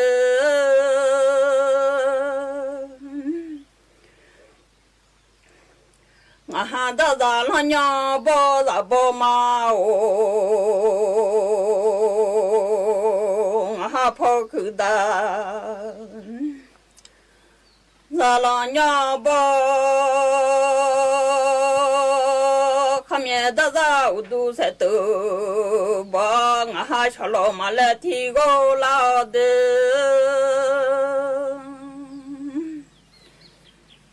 မဟာချလောမလတိကိုလငယ်လောနုချလောရဆုံးအချော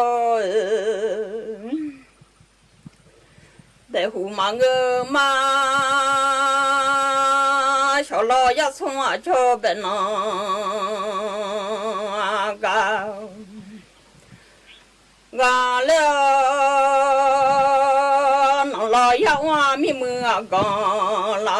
နာလာကြောင့်ဆုံရောက်တဲ့လာလေသာပေါ်မှာ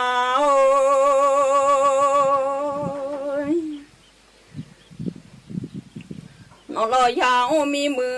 ကောင်လာနာလာကြောင့်ဆုံရောက်ကဘာလာငယ်နမစီကြောင့်ကွာနဇလာလောမြတ်သာပေါ်မှာ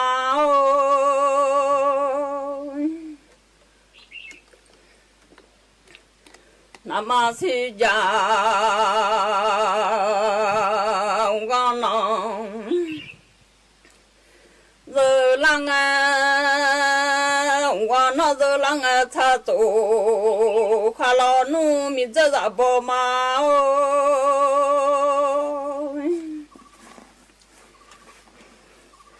နမစီကြော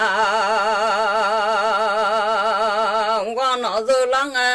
ဝါနဇလာငသတုခလာလာနုဖနေရခလာအဆန်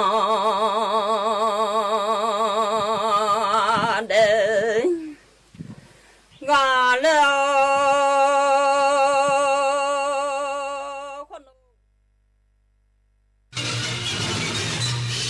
สถานีวิทยุกระจายเสียงแห่งประเทศไทยและเครือข่ายทั่วประเทศเสนอข่าวต้นชั่วโมง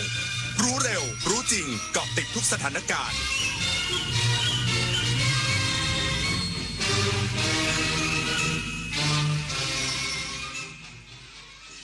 รับฟังข่าวต้นชั่วโมง 22 นาฬิกากับพฤษแก้วพิบูลครับอธิบดีกรมอุทยานแห่งชาติสัตว์ป่าและพันธุ์พืชสั่งใช้มาตรการสแกนทุกหมู่บ้านในป่าอนุรักษ์ที่เกิดไฟป่าอีกสักครู่กลับมาติดตามรายละเอียดครับ ระวังมิจฉาชีพหลอกลงทุนทองคำและเทรดหุ้นปลอมอ้างผลตอบแทนสูงรวยไวกำไรเร็วสร้างโปรไฟล์น่าเชื่อถือชวนเข้ากลุ่มลับและหลอกให้โอนเงินอย่าหลงเชื่อโฆษณาหรือแอปพลิเคชันที่ไม่น่าเชื่อถือในโซเชียลก่อนลงทุนตรวจสอบให้ชัดมีตัวตนจริงได้รับอนุญาตหรือไม่จำไว้การลงทุนไม่มีทางรวยเร็วโดยไร้ความเสี่ยงหยุดคิดตรวจสอบจะได้ไม่ตกเป็นเหยื่อมิจฉาชีพภัยคุกคามข้ามแดนไม่หยุดอยู่แค่พรมแดนของประเทศทั้งอาชญากรรมไซเบอร์การลักลอบค้ามนุษย์และยาเสพติดประชาคมอาเซียนจึงร่วมมือกันอย่างใกล้ชิดแลกเปลี่ยนข้อมูลเสริมสร้างความมั่นคงและปกป้องประชาชนประเทศไทยพร้อมเป็นส่วนหนึ่งของพลังความร่วมมือในภูมิภาคอาเซียนอาเซียนเข้มแข็งร่วมแรงต้านภัยข้ามแดนเพื่อความปลอดภัยของประชาคมอาเซียน ยุคนี้ไม่ใช่แค่กลัวข่าวปลอมแต่ต้องกลัวข่าวที่ปลอมได้เหมือนจริงเกินไปวันนี้ AI สามารถสร้างภาพที่ไม่เคยมีสร้างวิดีโอที่สมจริงสมจังแม้กระทั่งเลียนแบบเสียงของใครบางคนแล้วคุณล่ะจะแยกออกไหมว่าสิ่งที่ได้ยินคือเรื่องจริงหรือเรื่องที่ถูกสร้างขึ้นลองหยุดคิดอีกครั้งนี่คือข้อเท็จจริงหรือแค่สิ่งที่ดูเหมือนจริงในวันที่ AI สร้างได้ทุกอย่างสิ่งที่สำคัญที่สุดคือการที่เรายังคิดเป็นแสนอาลัยสมเด็จพระพันปีหลวงไทยทั้งปวงหมองหม่นก่นร่ำให้พระผู้เสด็จสู่ฟ้าสวรรคาลัยแนบดวงใจตามพระบาททุกชาติภพ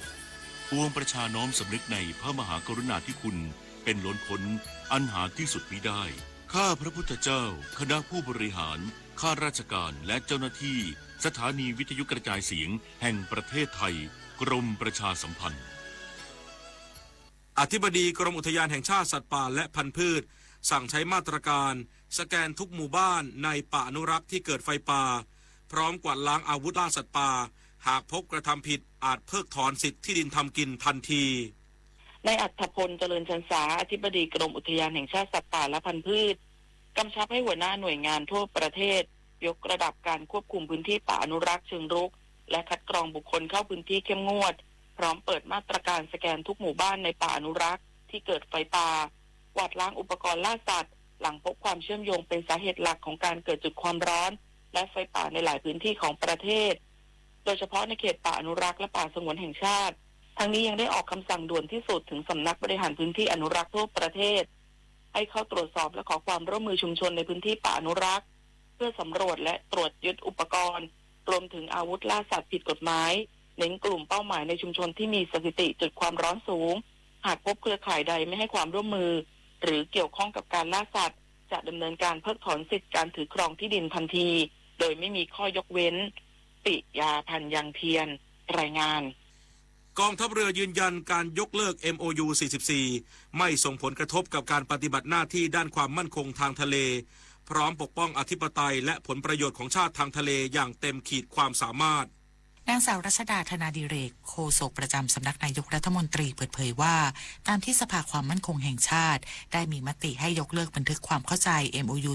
44และให้ใช้กลไกของกฎหมายระหว่างประเทศโดยเฉพาะอนุสัญญาสหประชาชาติว่าด้วยกฎหมายทางทะเลเป็นกรอบในการดำเนินการแทนพลเรือตรีปารัตน์รัตนชัยพันธ์โฆษกกองทัพเรือชี้แจงว่า MOU 44เป็นเพียงกรอบในการเจรจาระหว่างรัฐและไม่เป็นข้อจำกัดต่อการปฏิบัติหน้าที่ด้านความมั่นคงทางทะเลกองทัพเรือยืนยันจะยังคงดำเนินภารกิจปกป้องอธิปไตยและผลประโยชน์ของชาติทางทะเลอย่างเต็มขีดความสามารถไม่มีการลดระดับความเข้มข้นของการปฏิบัติการรวมทั้งการปฏิบัติทุกประการตั้งอยู่บนหลักความรอบคอบเพื่อป้องกันไม่ให้เกิดสถานการณ์ที่อาจกระทบต่อความมั่นคงของประเทศขณะเดียวกันยังคงยึดมั่นในแนวทางที่ไม่ยั่วยุแต่พร้อมตอบสนองต่อทุกสถานการณ์ที่อาจกระทบต่ออธิปไตยของชาติอย่างทันท่วงทีและเหมาะสมในเรื่องการใช้กฎหมายทางทะเลกองทัพเรือเป็นหน่วยงานสำคัญทำหน้าที่สนับสนุนข้อมูลทางวิชาการแผนที่และข้อเท็จจริงเชิงเทคนิคและทุกอย่างตรวจสอบได้เพื่อให้การเจรจาดำเนินการมีความชัดเจนและรักษาผลประโยชน์ของประเทศไทยปรินาถ ขวัญแสนสุขรายงานกระทรวงดิจิทัลเพื่อเศรษฐกิจและสังคมยกระดับศูนย์ต่อต้านข่าวปลอมประเทศไทยเชิงรุกผ่าน4แนวทางเพื่อความมั่นคงและยั่งยืนนางสาวแนนบุญธิดาสมชัยรัฐมนตรีว่าการกระทรวงดิจิทัลเพื่อเศรษฐกิจและสังคมหรือ DE กล่าวถึงการยกระดับศูนย์ต่อต้านข่าวปลอมประเทศไทยว่าเพื่อการป้องกันและปราบปรามเฟกนิวส์กระทรวง DE จำเป็นต้องบูรณาการทำงานร่วมกันของทุกหน่วยงานที่เกี่ยวข้องผ่าน4แนวทางการป้องกันและปราบปรามข่าวปลอมเชิงรุกเพื่อสร้างความมั่นคงและยั่งยืนได้แก่การยกระดับความน่าเชื่อถือของหน่วยงานภาครัฐบนแพลตฟอร์มดิจิทัลผลักดันให้หน่วยงานภาครัฐยืนยันตัวตนอย่างเป็นทางการผ่านแพลตฟอร์มการบูรณาการข้อมูลร่วมกันกับศูนย์ต่อต้านข่าวปลอมพัฒนากลไกการทำงานร่วมกันระหว่างหน่วยงานภาครัฐสร้างการทำงานเชิงรุกเมื่อหน่วยงานที่เกี่ยวข้องตรวจพบข้อความข่าวน่าสงสัยไม่ว่าจะของหน่วยงานเองหรือต่างหน่วยงานสามารถแจ้งเบาะแสผ่านศูนย์ต่อต้านข่าวปลอมเพื่อทำการตรวจสอบได้ตลอดเวลาเพื่อตรวจสอบและให้การรับรองข้อมูลก่อนเผยแพร่สู่สาธารณะได้อย่างทันท่วงที การเพิ่มประสิทธิภาพการสื่อสารแบบ2 ทางเพื่อเปิดโอกาสให้ภาคประชาชนและหน่วยงานภาครัฐสามารถตรวจสอบสอบถามหรือแจ้งเบาะแสข่าวปลอมได้โดยตรงพร้อมกำหนดมาตรฐานการตอบสนองข้อมูลเพื่อให้มีการโต้ตอบและชี้แจงข้อเท็จจริงกลับไปยังผู้แจ้งอย่างรวดเร็วและมีประสิทธิภาพและการกำกับดูแลแพลตฟอร์มและการบังคับใช้กฎหมายขอให้แต่ละหน่วยงานดูในเรื่องข้อกฎหมายของแต่ละหน่วยงานและอัปเดตข้อมูลให้เป็นปัจจุบันนันนภาแสนตุ้มรายงานรู้ปิดรู้ใช้ร่วมใจประหยัดพลังงานจบข่าวพฤษแก้วพิบูลอ่านรับฟังข่าวครั้งต่อไปเวลา 23 นาฬิกาติดตามข่าวที่นำเสนอไปแล้วได้ที่ www.thainews.prd.go.th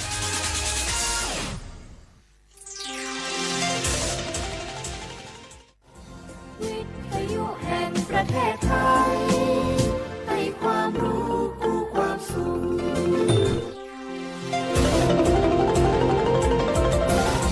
วิทยุแห่งประเทศไทย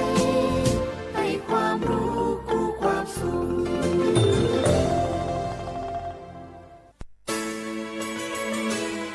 สถานีวิทยุกระจายเสียงแห่งประเทศไทยจังหวัดเชียงใหม่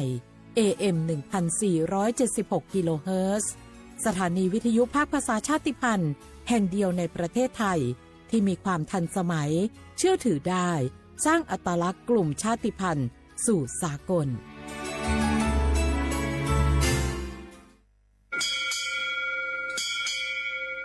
โอโบดาจ้า โอเบชเปอร์ เหมอซุงคา ก็ว่า ย้อจง โอดูธรรมา สถานีวิทยุภาษาชาติพันธุ์แห่งเดียวในประเทศไทยทันสมัยเชื่อถือได้แล้วพบกันที่สวทเชียงใหม่ AM 1476 กิโลเฮิรตซ์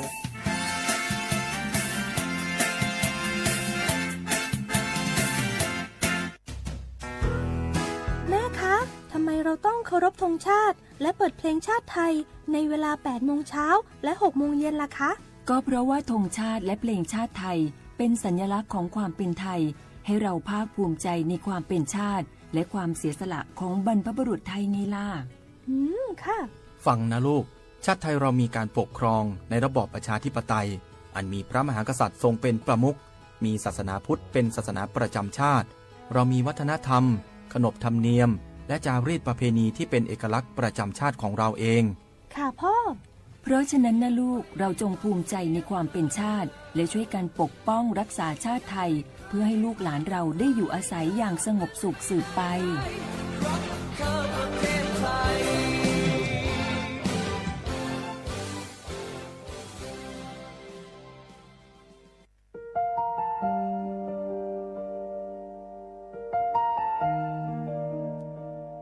ขอน้อมเกล้าถวายอาลัย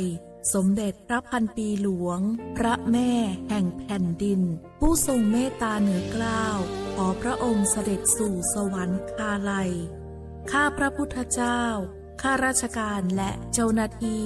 สถานีวิทยุกระจายเสียงแห่งประเทศไทยจังหวัดเชียงใหม่กรมประชาสัมพันธ์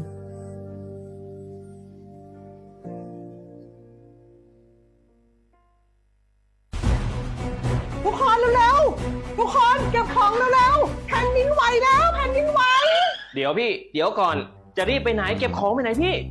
เนี่ยพี่ดูในข่าวเขาทำคลิปมานะว่าจังหวัดเราเนี่ยแผ่นดินจะไหวพี่ยังไม่มีแฟนเลยเนี่ยกลัวตายมากเลยเนี่ยไม่อยากตายเอ้าพี่ไปฟังข่าวปลอมมาอีกแล้วเหรอทำไมพี่ไม่ไปดูข้อมูลแผ่นดินไหวที่แอป Earthquake หรือว่า Thai Disaster Alert อ่ะเขาบอกข้อมูลหมดเลยว่าสถานการณ์แบบไหนระดับไหนต้องทำตัวยังไงบ้างอีกอย่างถ้ามือถือพี่ไม่มีเน็ตเนี่ยเขาจะมีเซลล์บอร์ดแคสส่งข้อความแจ้งเตือนมาที่โทรศัพท์พี่โดยตรงเลยพร้อมข้อปฏิบัติด้วยเหลือแค่พี่ปฏิบัติตามนั่นแหละต้องใจเย็นๆลงละขอบคุณมากนะน้องโอเครู้ทันสาธารณภัยห่างไกลความเสียหายด้วยความปรารถนาดีจากสำนักงานประชาสัมพันธ์ที่ 3 กรมประชาสัมพันธ์มะเร็งปากมดลูกรักษาได้ถ้าตรวจเจอระยะแรกหญิงไทยอายุ 30-59 ปีวันนี้รีบใช้สิทธิบัตรทองตรวจมะเร็งปากมดลูกได้ไม่เสียค่าใช้จ่ายติดต่อสถานพยาบาลในระบบบัตรทอง หรือจองคิวตรวจผ่านแอปเป๋าตังเลือกกระเป๋าสุขภาพหรือขอรับชุดเก็บสิ่งส่งตรวจมะเร็งปากมดลูกด้วยตนเองที่ร้านยาและคลินิกการพยาบาลสอบถามเพิ่มเติมสายด่วนสปสช1330ตลอด24ชั่วโมง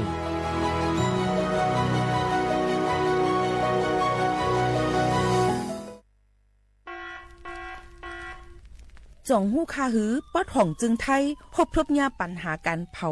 สูงแห้งเตอร์หรือเส10 ล้านไห้โคปากมัน90%ไผ่ไม่ป่าเถินนั่นลูกตีกัวนเอาขาเผาหาตั้งกินตั้งย่ำอย่าในเถินคือแลกการเผาไหว้หรือเสเหตุการณ์ให้การสนเอาว่าได้เป็นเพิงต้นเข้ากับอันผูกเลี้ยงตัวสัตว์นั่นในเยาค่ะเป็นปัญหาเฮ็ดให้เกิดหมอกควันกล้อง PM 2.5 เป็นเพเฮ็ดให้ตุ้มเตอถึงป้ายอยู่ลีเฮาค่ะอาสาเข้าค่ะก็ติปอดตุ้มเตอถึงตั้งเป็นปอดตั้งเป็นแก่นสาตั้งเป็นหัวใจและลูกไกวไหลในค่ะห้องการป้ายทรายและเทคโนโลยีตั้งเมืองจึงไทยย้อนผิดหมอกให้พ่อแม่พี่น้องเขากึดลือการเผาปันจันล้มแสนเซออันลีตาลูกตาลานเฮาค่ะจอมตอนโครงการวางแผนการเจอตีลินตาเตลดย่อมฝุ่น PM 2.5เลยตั้งมุมมองไฮรีเสวชสำนักงานวิจัยแห่งชาติ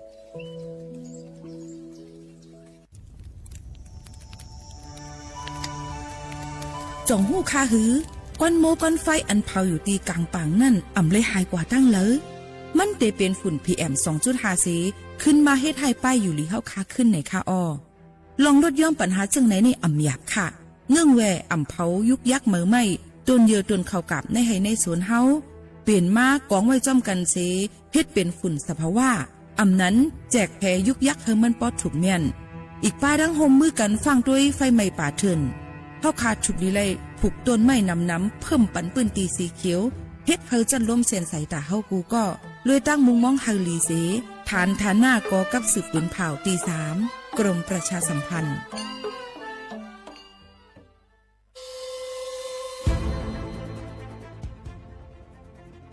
ย้อนผิดหมอกพี่น้องเขามาโฮมเป็นจุ้มเหลียวกันดังเจดอนเก้งใหม่โฮมกันแกลิดปัญหาไฟไหม้ป่าเถินหมอกควันก้องควันมูและฝุ่นเล็กๆ PM 2.5 ค่ะสั่งว่าทั่วพันไฟไหม้กับสืบกว่าตึงลาดไลตีอองตีแกลิดปัญหาไฟไหม้ป่าเถินและหมอกควันเจดอนเก้งใหม่หมายโฟน0531128808ในค่ะเจดอนเก้งใหม่ค่ะออกปักเปิงหมายมีให้กังแกลิดปัญหาหมอกควันก้องควันโมและฝุ่นเล็กๆ PM 2.5 เนื้อปืนตีเหลออันอ่ำเลยคว้างเฮาเผาผ่านมาดีแอปพลิเคชันไฟดีห้ามเผากำเร็วในนั้นค่ะอย่าไปเผาล้าอ่ำว่าได้เป็นตีกลางปางอองตีห้ามเผาเกยยุกยักไม่ดอกกูอันในค่ะแต่เอาวันที่1เดือน1อิงเกรด2หิงปลาย26ต่อถึงวันที่31เดือน5 2หิงปลาย26ในผู้เหลอเผอเฮ็ดผิดปักเปิงเตญาตัวตามตั้งผิดจำหนังปักเปิงหมายมีกำเหลวในนั้นค่ะเลยตั้งมุงมองไฮลีเซห้องการฐานฐานะก่อกับสืบเจดอนเก้งใหม่มาโฮมเป็นจุ่มเหลวกันดังเจดอนเก้งใหม่โฮมกันรักษาสภาวะฟิงตื้นเป็นเฮ็ดให้จันล้มถวยเจออันลีต้องฟ้าเสียนเสออ่ำมีหมอกควันกองควันโม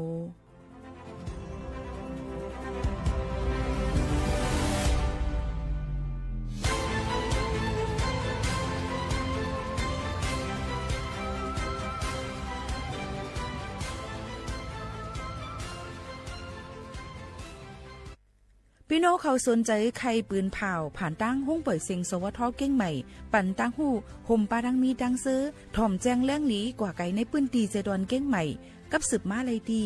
สวทเก้งใหม่หมายโฟน0532760068และ0922468579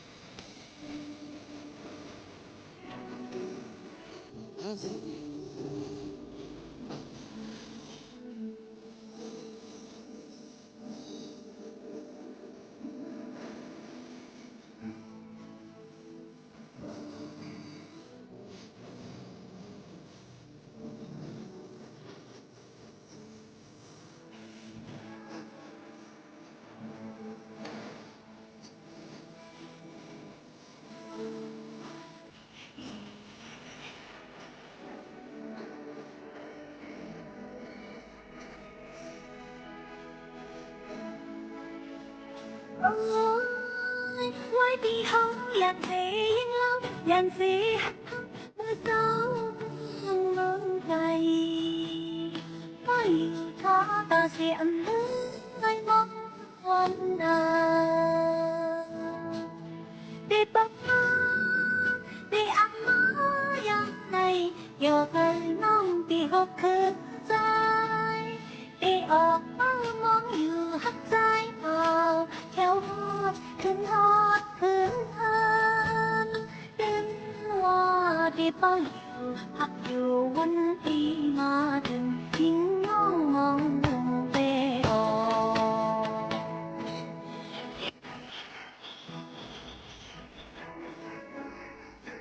อันยังน้องอ่อนก็ไม่ไล่ทบพัน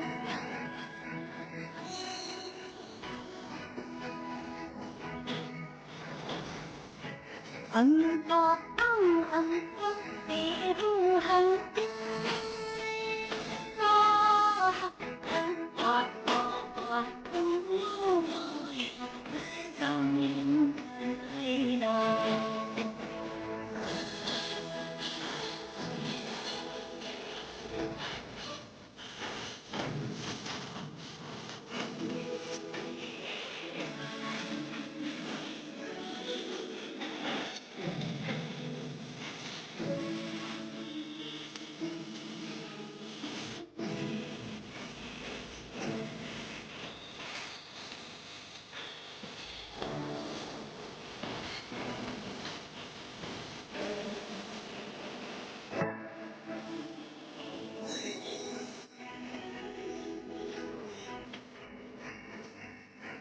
อันยิ้มน้องอ่อนก็ไม่ไล่ทบพัน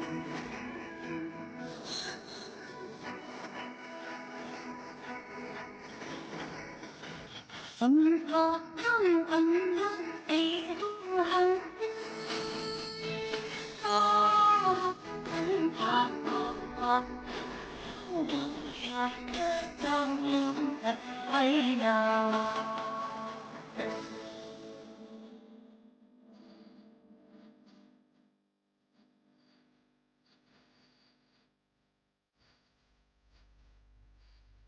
มาสูงค่ะมาสูงพี่น้องพุงยินถ่อมเฮาค่ะทั้งเสียงกูก็กูเกิลค่ะทบกันทีละตอนการห้องปล่อยเสียงสวทเก้งใหม่ AM 147เฮากิโลเฮิรตซ์ค่ะเมื่อได้ถึงมาในวันเสาร์ที่25เดือนธันวาคม2เฮงไป26ปีได้2เฮง1ปากปลาย20ปีก็จะ1เฮง3ปากปลาย88คู่ถึงมาเดือน6มื้อเก่าค่ำอยู่จ้ำกันที่ในสิให้พี่น้องเขานั้นมายินถ่อมจ้ำกัน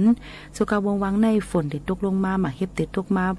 รวมเรื่องลงได้จังพัดเป่ามาหลายๆอองดีย้อนให้พ่อแม่พี่น้องเขานั่นดูลำตื้อถึงลองคุกของมักเข้าเต้าน้ำยกออกไปอยู่ลีพี่น้องเขาจ้ำในฝักฟังไว้ปันกูก็กูก้นอยู่ค่ะมื้อนี้ได้ยินถ่อมเพลงความป่านเก่าเอามาฝากเตือนถึงพี่น้องเขาแค่นโดเปิ้งเมืองมองใหญ่นำใส่คำค่ะสังว่าปนันทวามนาผู้กลาสังในปีไข่ปืนยาสว่าวางนี่น้องก่อนอาลี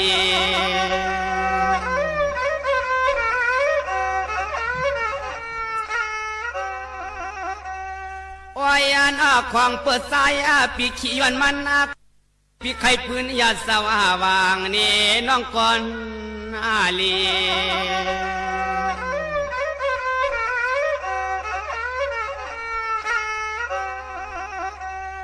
วายันอาควางเปิดสายปีขี้ยวนมันกูวันกูคืนเสือกปืนอุตานกูวันเอาใจปีเงาย้อนจอมกับสุเรียกนางเมียยังผัดยานทุ่งเมืองเฮา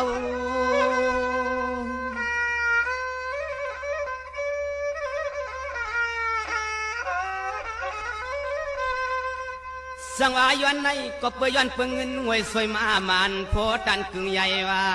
ถึงตีน้องปีมีเศษโคไม่ฮัดก่อห่างถึงตีน้องอ่อนปีป้านห่างเอ็นอังเงินนางคำขับตามอย่างซอยผูกไว้ว่าน้องฮักปีปอป่องเพียวทุ่งเมืองไทย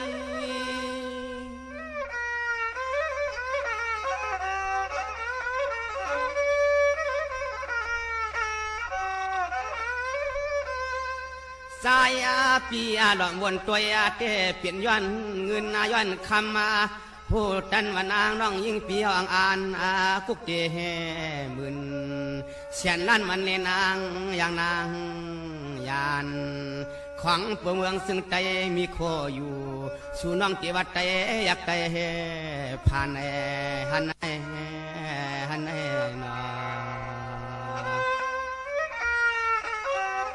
ย้อนเงินวันนั้นถึงที่น้องทำบ่ได้ผ่านวันผ่านเมืองที่เนาะ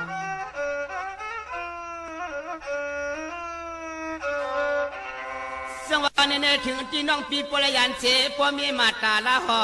ผมตั้งซาดอผมตั้งก็อันปวงพ่อปีกน้องห้องใจ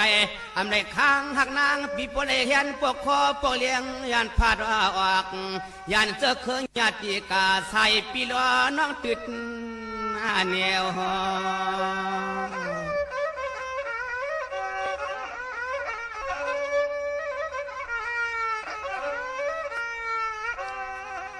วายน้อเมียวในกัวยันสุติคำสู่ร่องว่างร่องเงินร่องคำวันเอกเลี้ยวเกวกับกูน้องหักปีเมื่อในยาที่ยอกาดินทุ่งเมืองไทย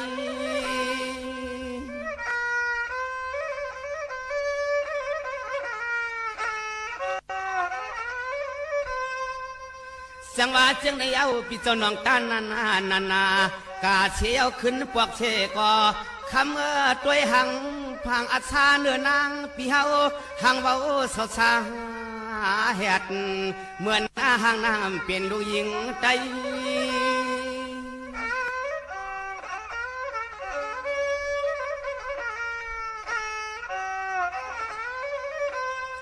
โอ้ยนอเมื่อปาลินปัทไทยลิเสียมาลีการ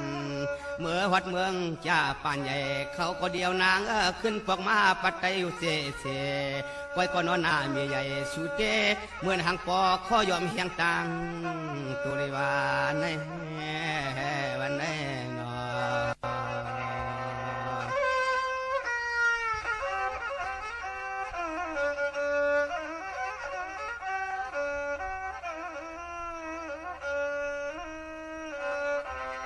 สังวานีกำพองก็เฮว่าฮัลโหลตังเป็นหมู่เขียนปานความรวมดูซ้ำตัวก็ยังเสียงไอออกฮอกแฮกฮัลโหลพี่สั่งปีมายิงแจกตื้อตับตัวนอ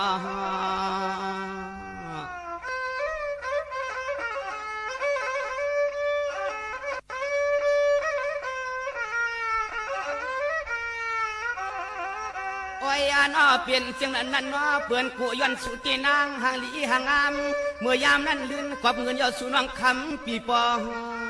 ผาดยานเจอยานเค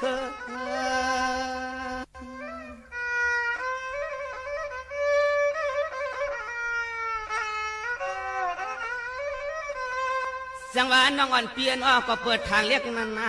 าใครกัดแทงภายหน้าปากว่ากะอำในอำปอกถึงที่เมื่อป่าเมืองเปิ่นเสียวขึ้นหมอกเพียวรับเตืองทุ่งเมืองเจ้าเก่าอยู่มองจอบเสือเปิ้ง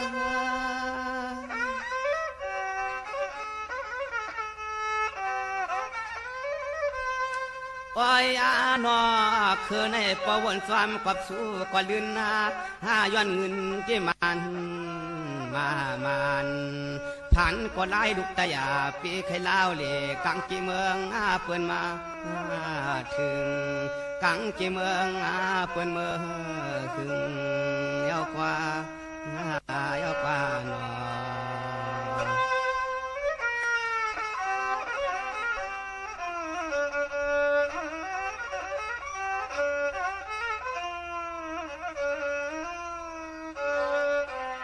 สังวานี่น้องอ่อนเปียหน้าเมื่อเหลียวปีเฮาต้อยสู่หอมก็ยอมจ้างเสเป็นเพียรจับโดลีกว่าเมืองก่อนเอาฮัลโหลยักษ์ต้อยเหมือนนั้นเตหานาสู่ชอมนเมื่อเหลียวนวลเก่าก็ยอมจ้างเสเป็นเพจับญาฮัลโหลที่ว่าอาลาก็เฮาปีลีหักเอ็ดดูน้อ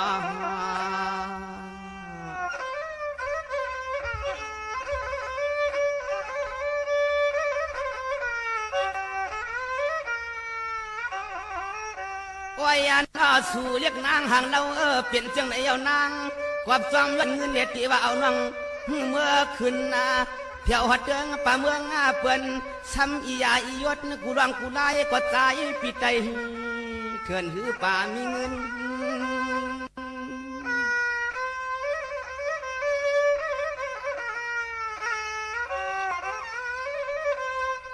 อ้อนอปวดสู่นั่งขึ้นนาปอกมาอยู่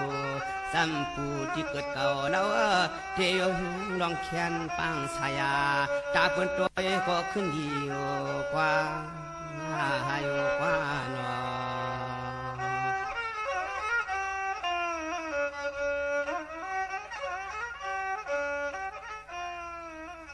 ค่ะนี่ก็เป็นเพ่งความปานเก่าฝากตอนจู้ถึงพ่อแม่พี่น้องเขาให้เลยยินถ่อมจ้อมกันในค่ะ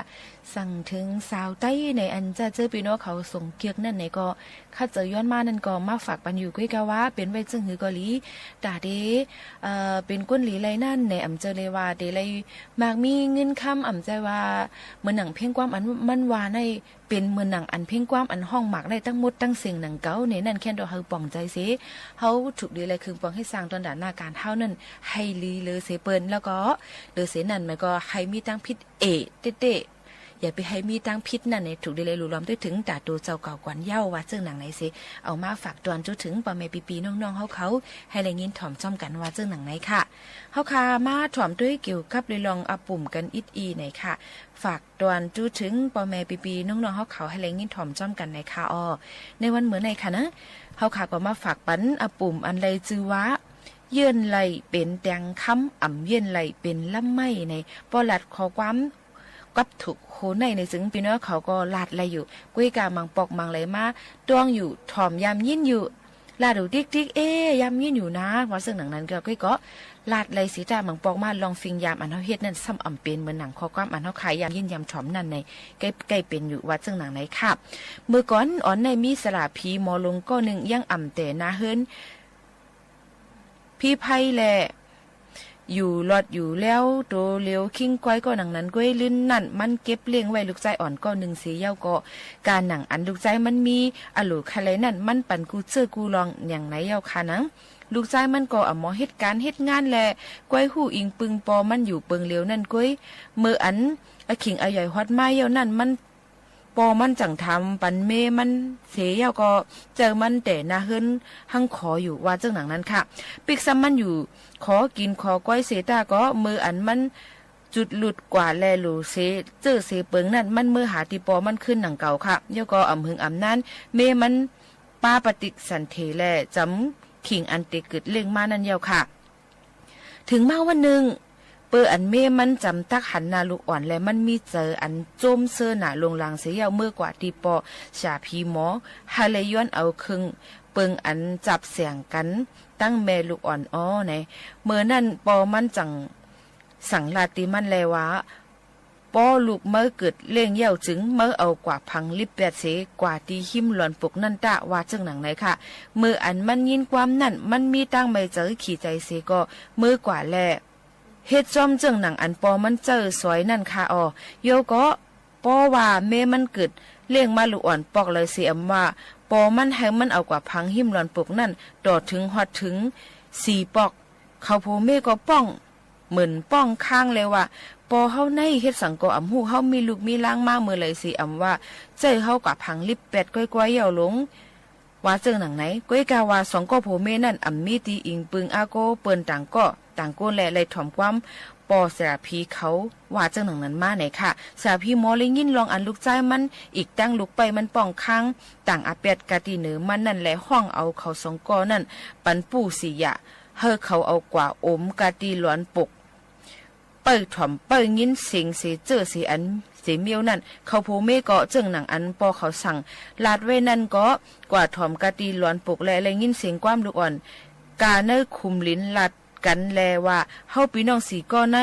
แก้มย่าแก้มเพียกอเกียวเขาเฮอเขาเลยลู่เลยซุ่มสีก็เขาตันอ่อนตั้งเฮาเย้าว่าจึงหนังไหนสิมืออ่อนสองก็โพเมเลยหู้เลยยินลองตั้งแก้มตั้งป้องลูกอ่อนอันเป็นหยันสู่แลอ่างเฮ็ด เพใส่ที่เขานั่นจึงเขาคุกใส่ไรใครใจทบขึ้นอาเปียดอันเขายามไรต่างใส่กันนือเขาว่านั่นขนาดเนาะลื่นนั่นชาหมอผีห้องเอาลูกใจมันเสียก็ปันเงินปันคำอีกตั้งโคนุงตั้งใหม่อันถึกกาถึกขันอันมันถูกกึ่งงามกันนั่นเสียแหละหรือเสียนั่นมันสำลัดแล้วแนวว่าคำไหนเก่าตีเมื่อนอนตีนอนจำกันตั้งเมื่อกะเนื้อภาคกลางอันเร็วกันแหละเมื่อกว่าหานอนต่างตีต่างแลนตะว่าหนังในสิลูกใจมันนั่นยินความจึงหนังนั้นเสียก็อ่ำจางป่นหรือความอันปอมันสั่งลาดไว้แล้วมันจังเจ้าเมมันทางเฮียนไว้ตีนอนปุ่นตาปอมันเตมานอนนั่นเมื่ออันขิงรับสิ่งมานั่นมันไหลหันปอมันเข้าเมื่อกว่าในภาคกลางนั่นสิเอานอนอยู่คิมเมมันนั่นสิมันก็เกี่ยมป้องในใจเยาค่ะว่าจังถอดเอาหลับแล้วคือใหญ่ๆอังตักเขาพันเอาตายเบ็ดปอมันนั่นค่ะนะว่าเจ้าหนังนั้นสิก็มันเยื่นขามกันเจอตัวถึงฮอดเมืองเลี้ยงมาแล้วต้องถามตัวเมมันก็ขึ้นลัดในว่าลองอันปอเขาอ่ำต้งอ่ำนึงสิปอกเจมมืออันมันเข้ากว่า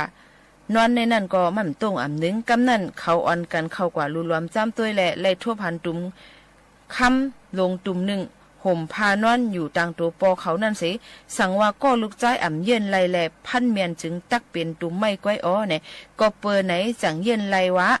ก็เปิดไหนจังว่าเย็นไรก็เป็นเตียงค้ำอ่ำเย็นไรก็เป็นลำไม่ในมีมาซึ่งหนังไหนที่มือปานกูปอกเลยมันจังก็เป็นมาซึ่งหนังไหนก้อยกะวะ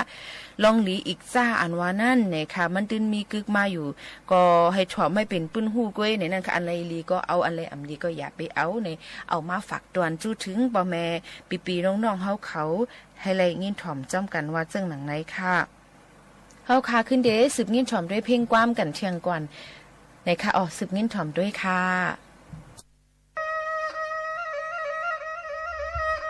วัดที่ปนอันยินเอาเลี้ยงเชียงเปียงยิงนางก็ฮักลูกใจเปิ้นมันปันกับเมืองลูกขึ้นเลีย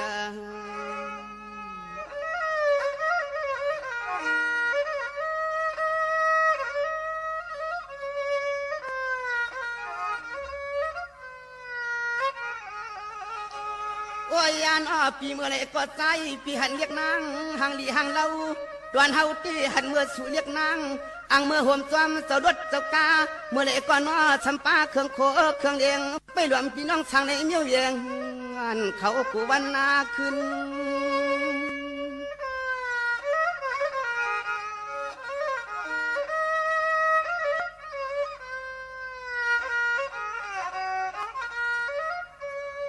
โอ้ยนอดื้อเนื้อยามเมื่อไรก็เฮว่าสุนวางมองเจ้ารถเจ้ากาควักมาหอดเฮือนหอดเยว่าอ่านเคยเป็นลูกเมียเป็นคนสะเทปิกเจเครื่องเงินในใจเรื่องในรู้เรื่องนั่งเปลืองตามเงินในคำก็มีนำเลยที่ว่าที่ลงว่านอ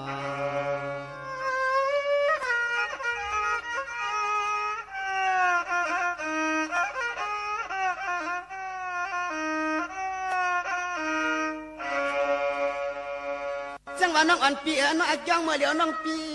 ด้วยเหลือนด้วยลาวพี่น้องมองเหลือนมองลาวกลางเฮาตกมาน้องปีอันยาเปลี่ยนปานอำเจอกวนผันกวนกอดฮัลโหลอาเมื่อเศร้ากวางเปิ้นเปลี่ยนสักทีมีเงินวันคืนน้องหักพี่จองเปียอยู่จ่อปวางสักทีลวงเนอ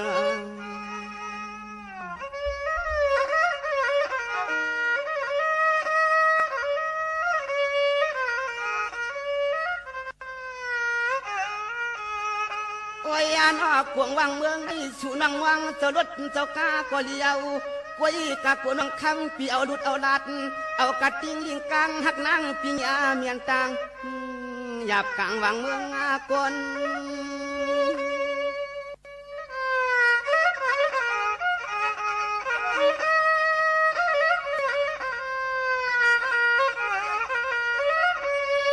จังหวะน้องอ่อนเปียนทางเยตานเลยหน้าปานแขนโคหมอกซาจังออกพี่สู่น้องคำพี่อันอังปกเกตาหน้าเฮือนหน้ามน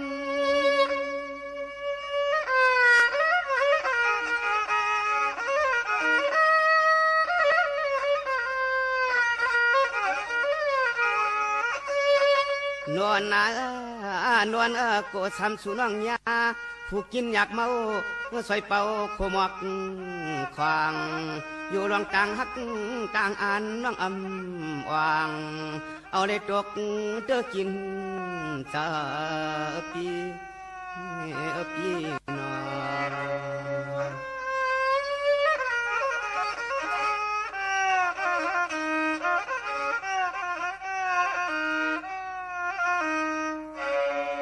จังหวะนี้น้องอ่อนปีนอกกำนันกวนน้องปีเหมือนเสียจังอันเอียนอันผิดมาเอียนอันเจ้าดดเจ้ากาก้อยกำนันเอาหลุดกายันทิ้งลอยมือยากวนผ่านกวนมอยทุกจิตตาหยาบอยากเมืองลอยนอ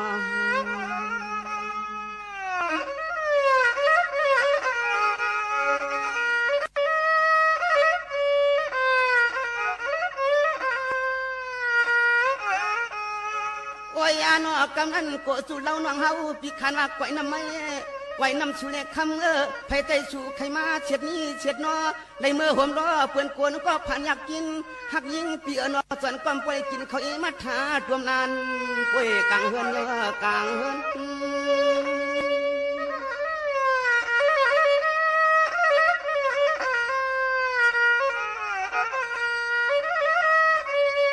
อ้อยยานอลืนไว้หลายวันลามาสัญญาเมียนโคกูยอกปวงเก่ากูเผาสู่วันตัวเล็กกูได้ตังสุกเจอลองทางใหญ่สู่นั้นกูได้เปลี่ยนน้องตังทุกยาป่าสู่น้องคำปีตกเตื้อยาลูกใจเพอละน้อง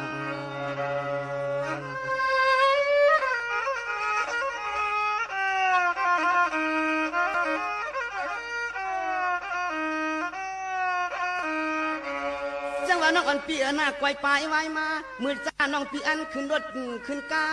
อันมือยาคำฮัลโหลไกวปลายไว้มาหมู่หอมปานลำคำนางน้องมือเลยยาขี้ป่าเยอะป่ายาถูกหน้าหลงเปิ้นเดี๋ยวชนี้ใส่ใจน้องฮักพี่หำฮัดหัวกวักโห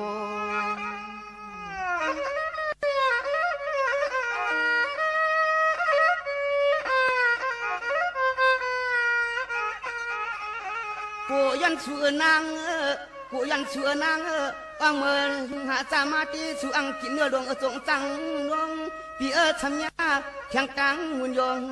อันพักปักไม่กายพักไม่กาย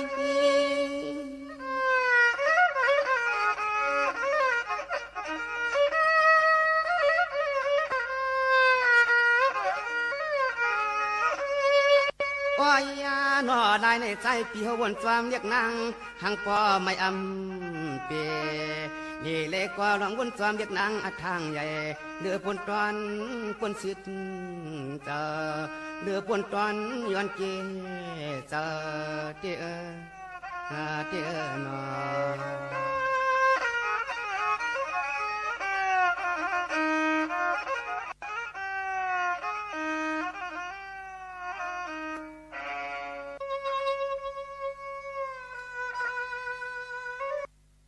อ๋อค่ะยุ่มยามาติเลฮันเจอกันถ่อมด้วยเพลงความปานเก่าเอามาฝากตอนจุถึงปอไม่พี่น้องเขาในวันเมื่อนี้ค่ะก็แม้ค่ะเด็กก็สืบยินถ่อมด้วยอันเฮาคาหางเฮียนมาฝากตอนจุถึงปอแม่ปีน้องๆเขาเทียงกันก่อนจงขึ้นมาอบมาโอ้กันเทียงในค่ะ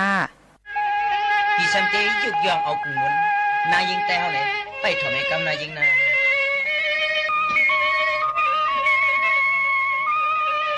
จังว่าบ่เป็นนางสาวข่าวดีเตียงเปียงสาเปียงคอผมรอเมียไตจวนเจิงทุ่งเมืองปางเจียมเทียงเมืองลอย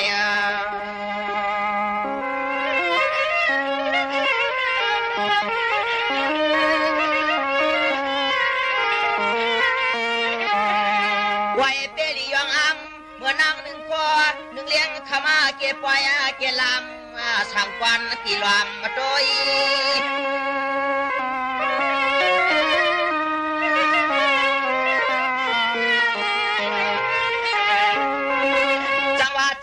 พบกันเยสวกเลือกเยวาจ้าปีกวนกำเตียมวันเห็นให้จำปองเตี้ยลอยงวย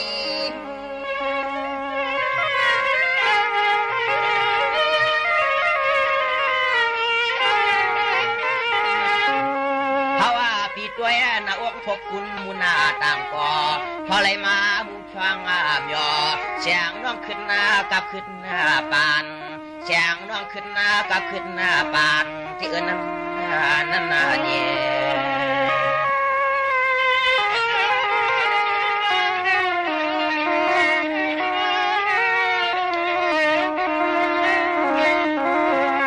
สังเจอพี่จอจังลัดจังไรจังไข่จังต่อหย่อหันหัวมยาเขาเป็นเสียดตะวันป้องผมใบนอนแก้มวันกวนจำเตียเทียมต่างเตียเลยมีลองหยับยักยำยานผ่าน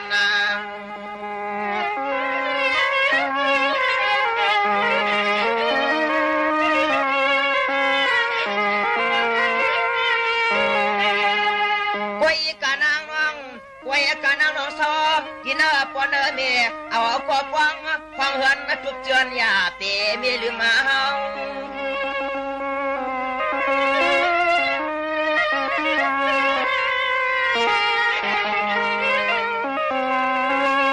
สมานน้องปีละกินอะไรลูกผู้สัวตาหน้าอยากวางเตมีลืมมาเจ้าพี่กินยอดพังปักหน่อยวันจะแม่โหขาและกึ่งเศร้าไปแทงตั้งเต้า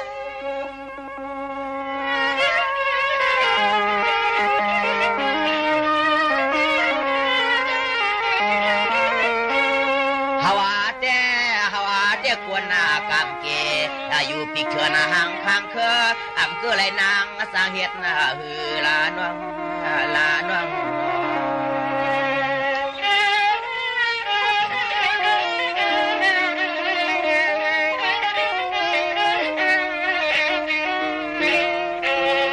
จังว่าปีเจจันเน่มาหันกันในลายให้ลายตายานจริงกังตายานจริงนางก็ใจเจอเจ้าวังก็คุณที่มาผ่านวัง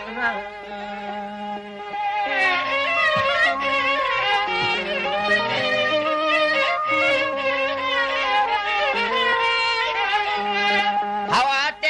ยานวังเมื่อพอหัวเดือนก็กินยอดพังปักหน่อยข้าวไว้วันการขึ้นต่อยอดอายุมัน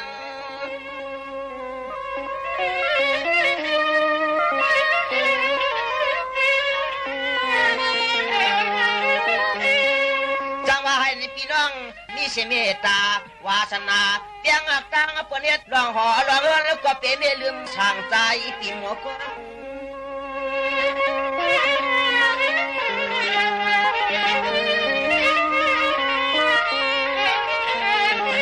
พอหน้าตวนเฮาลัดละวาน้อยยิงเปียปองสองปนอคำความต่างลายคำความต่างลายนานี่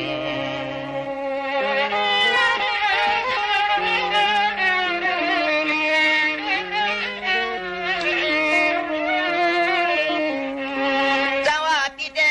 ว่ากันสุดต้องว่าจองปีสุดเดืองอยากนำจังไรเอิงไปเขาสาวหาห่มเปลืองตะลืมไรวันยาววางกันนา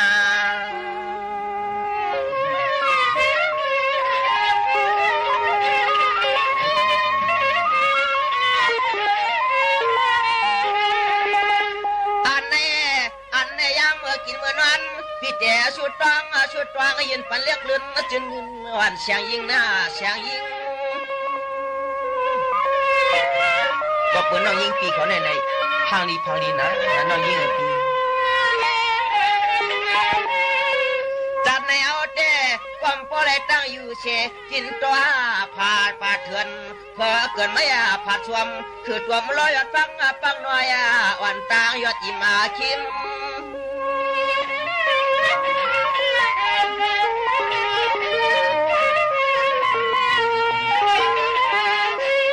กวยกาวเตปีหลวงจวนย้อนอามหางสีหางอามน้องนางนุ่มนอนกวยไก่คำน้องยิงปีอำจอจวนไรชัวถึงจวนตังดูจอมปะตังลังสาธุจวนตังดูจอมปะตังลังชัวยาวนาเนี่ย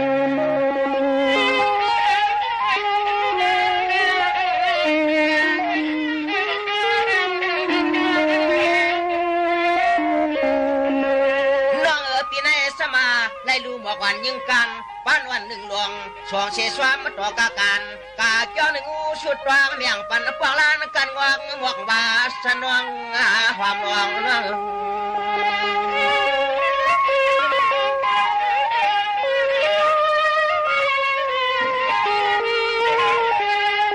จึงให้นางได้เป็นหลวงก้นมักมีสัตเทียเข้าเงินเรื่องเลือดตวนก็เลือดตวน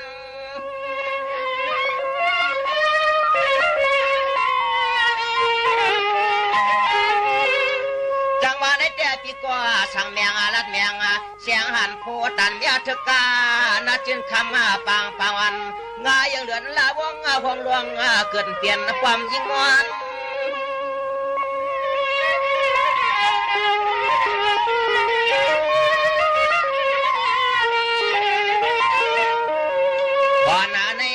พอเนี่ยว่าปีสังเมียงปันเลี้ยงนางนากางปางยีไรตวงข้อความกันยีไรตวงข้อความกันนาปินานาเนี่ย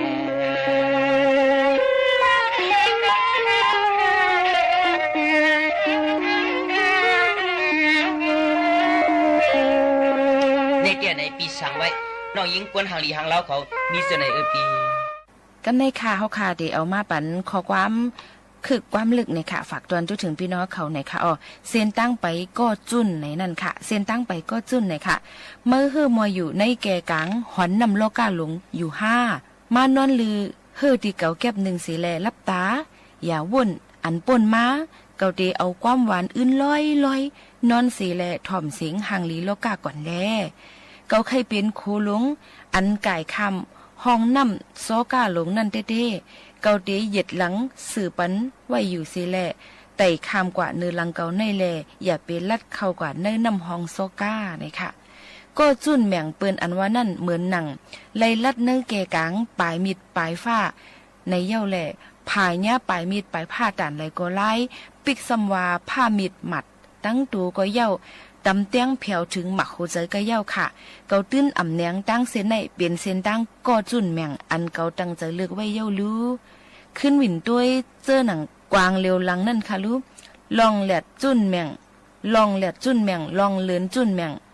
ลองล้มจุ่นแม่งเจ้านั่นเพอมักมันเขาตื้นว่าเด็ดเย็นไว้อ่ำตักเสียงค่ะอย่าเป็นเงามึงสังอยู่ว่างตัวว่างใจสินอนอิ่มแลก็เขาเว้ยเกาเตห้องความเสียอินมืออยู่เกาเตมีไว้หิมมือเกาเตมีไว้อยู่จำมือเพราะว่าอันเมื่อนั่นเป็นจังหนังไหนก้อยเย้าในย้อนนั่นแหละเส้นตั้งจากที่ไปนั่นก็จุนก็ได้ขามจุนเสียแล้วอย่าลืมค่ะว่าอ่ำมีเผยหิมคางพี่น้องเขายังตึกมีตอนตาห้องปล่อยเสียงเขาคาในเสียแล้วฝากไว้ปันก็เตมีไว้อยู่หิมจำปันแห้งเจอจำก็อันปันแห้งเจอพี่น้องเขานั่นยุ่มย้ำว่าพี่น้องเขาก็ตีหายเฮือหายมอยสิอย่าไปว่นน้ำค่ะนะย้อนให้พี่น้องเขามีแห้งใจกันนำค่ะดวงว่าคงนั้นลิบหนีเปียน้องไปยามนอนหันนอนในเฮาตอมฟองกลางหลังนั้นว่ากูปักพ้นมากูขาพ้นกว่าที่เจ้าอันเสียงน้องคำก็เราเด็กเจสวมผ้าดวงคันกับยันเมืองเป็นจังที่อยู่ยายอันพร้อมดินโชเลยยินปีมูลิงเขาคำขึ้นในทันเตเองนะนี่ที่เขาที่นำประจับภาวะเมาหมอเปิ้นเป็นนั่นก็ฟังทางดอนคำว่าปิกินใจอัดเนโตปนันนอคงไม่อำนั้นก็ฟังทางดอนปีโนสียาวันย้อนเสียงน้องทำต้องตีไฟสู่ฟังลานันยองย้ำตามรัดหมกแมงในน้องคนนี้รู้เองนอตอนนี้สังกัดยันแทงมีหนึ่งไม่เดียวใหญ่ตอนใจตอนเมืองยันจะอยู่ทางปัดต้นเทดวงอินจุงเมืองเป็นจังกินไทยกดหมักหินแจงนางตาลีอันตัวยักษ์ตุยหน้าฟังว่ามังตาเจียมกังฟังลานจิมูลิงบอกความนัดดีว่าคงต้นเมืองสีกวนหุ่นนอตัวยักษ์ตุยสู่ในเปียน้องสั่งว่าเปลี่ยนสีดีว่าสัจจะเปียลงมากับเปลี่ยนของกลางเนี่ยน้องสั่งว่าเปลี่ยนสัจจะสั่งคำเมื่อยองยันเปลี่ยนคนคิดสั่งหัง ดีต่างจอนายเป็นคำหมอว่าท่านทุ่งเมืองออกเรียนคงคำต่างอ่อนกินแก้เมาไอ้มาทั้งเมืองต่างดอเด่นนอจังว่าตั้งกินสู่คำเล่าก็อีต่างวันใจจวนเมืองยานเนือบางวันใจจิตกินใส่ขดนักหินแจงในน้ำนองนี่ก็ที่ลำเป็ดดาเป่าทำจวงด้วยปีมูลิงอินใจใครนะจึงอยู่ที่บางวันใจที่เศร้ายับจำมือช่องหน้าพาใส่ดีนอทางตัวลืมด้อยรัดมันหอยยุ่นนอนตัวในที่กึศยันแทงมีดึงเกี่ยวเหมือนจังลิกมีจานหมักพิษในตีนอตินมันทำจังพิษในบอกให้ก็ลัดโลกนี้นะอันนี้เขาที่จินความปวงกลางหลังไหนกลางว่าก็เปิดใจอยู่ทานูเจืองที่ธานีนากะลากองกันดันทุ่งเมืองจงไว้ใหญ่อันปอมลิ้นโชว์โนสังกินสีปุ่งกะลาเต็มตะตั้งไหลน้อยนี่เด็ดดวงว่ามูอำปองใจมองที่มันแล้วที่ทำสู่จำจุยกาจุดใจก็นานุนของทองเจ้าเหลียวนี่นางต่างน้องอ่อนเปี้ยวลิย้อนทำนูย้อนปึงสดปึงความสู่ใจก็ที่ว่าปึงเงินก็เงินหยาบวันน่ะปึงคำก็คำกาวันนี้ปึงเงินปึงคำที่อำมานังเก่าจำปึงสดปึงความปีมูลิงเขาพลอยลู่ฟองมือเราลัดหอกเทเลยเคยมาปันไม่เที่ยวที่ปึงสู่ตังเชียงเตี้ยยิงสู่ตังโถปึงสู่งาโมยลำปึงสู่ใจคำที่ใจสั่งปัดที่นันคุมมังจงมาองลูปึงสู่ที่เหมือนดังไม่หงจนยองว่าไม่ยองเลี่ยมลำส่งคำเมื่อเฮ็ดหัวมุงก็หุ่มให้สุ่มเชียงที่น้องอ่อนที่ปึงสู่ใจสั่งว่าก็เปลี่ยนที่กองทองอองมังกลาปันเตียเตียนเจ้าเปลี่ยนตองโคตรชังเท่าจึงให้ปอที่ปอตรงกลางในเต็งเป็นนอตอนนี้ที่ก็หยับหน้าเปียปฏิลัดเนดังขึ้นดอกบันเนของหน้าที่ตั้งน้องหมอเฮ็ดเพื่อนแต่หมอจังความมคันเองนะวันทองพี่ตังน้องอำลัดไฟเทเนตันโกพี่น้องจวนเมืองนี่เย่ไอเจียนทองบัดอ่อนจนใจนี่น้องอ่อนพี่ดีไว้ปันตาวนบนปันจนสุดที่มูลิงอินใจใครหน้าจำมังตลาปันที่หอดเยือนเขาตัวในที่เสียมมันลองดูลองจันเสียลองอันเลยย้อนกุ้งถูกคำมือน้ำเข้าหึงนาเจียมเจียวเจียนก็นางขยันปึงถูได้ ปลิงสู่บางวันคำก็ลัดในสิ่งใจนวลหอดด้วยวันพิมพ์หูที่สำเนียเตรียมวันแข็งลิกยังไงใส่จำพึงตั้งไปสุขีพลหมอกวันนอน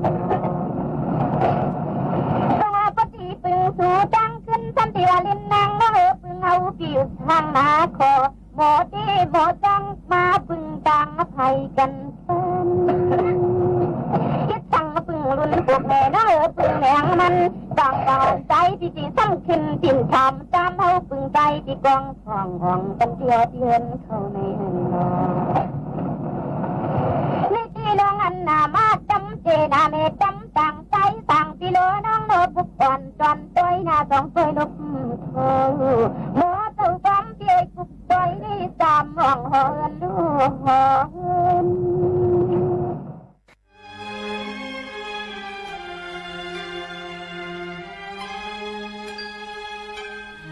เมื่อสุงคะวันมื้อในเฮาขาเขาปีน้องเตเอาตั้งหู้เกี่ยวกับป้ายอยู่หลีโหคออันใดจือว่าโยกาปอดอันวานั้นมาฝากเป็นพี่น้องเขาค่ะอ๋อ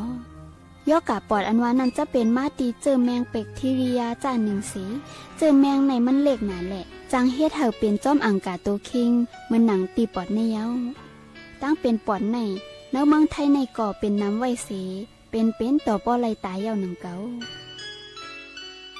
โยกาปอนในจังจับจอมเส้นตังถุยใจสีจังจับไหลเจอแมงรวยอำหูโต สังว่าอยู่จำจ้อมก้นอันเป็นตั้งเป็นปอดในจึงเตไลหูหันเงาลายมันมีหนังไหนข้อที่1ไอเย้าเย้าเลือสี3 วงข้อที่2ไอเจ็บอกอำนั้นไอมีเลือดออกมีขี้ตือล่อเลือดเจาในอยู่ข้อที่3อ่อนอ่อนอำข้าวกินข้าวย่ำน้ำหนักเกาะเตยอมลงมาสีเก่าเจาในค่ะอ๋อลายเหตุกังแต่ลีไลเสอเจอใส่คอกินยามันจ้อมหนังบอยาเขาสั่งตีเกมันก่อ6 เหลือนเตอำไลกึดกินยานั่นยาวเมื่อเฮาไออำนั้นขี้จามเจาไหนโลไลเอาเจติชูปิกปากสีเตไลเงืองแวยาเมากำตั้งเสียงตีหอเฮิรนเฮานั่นก่อโลไลจัดคึงไว้เฮามีสายแหลดและสายล้มเข่าออกไลง่ายก็ว่าสายแหลนในจังคาเจอแมงปอดไลอยู่มันเต้า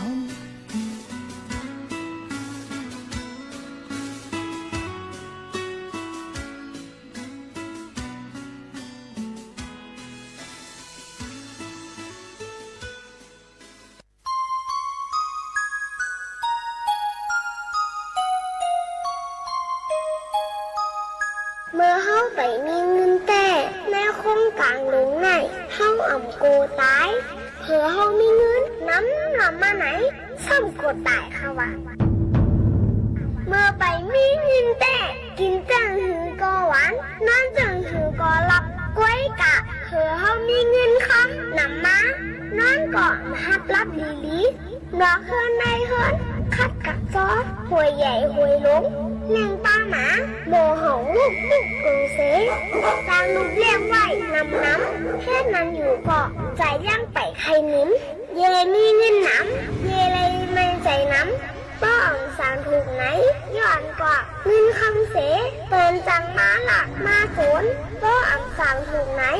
อาสังมันจังลูซุ่มซ่อนอยู่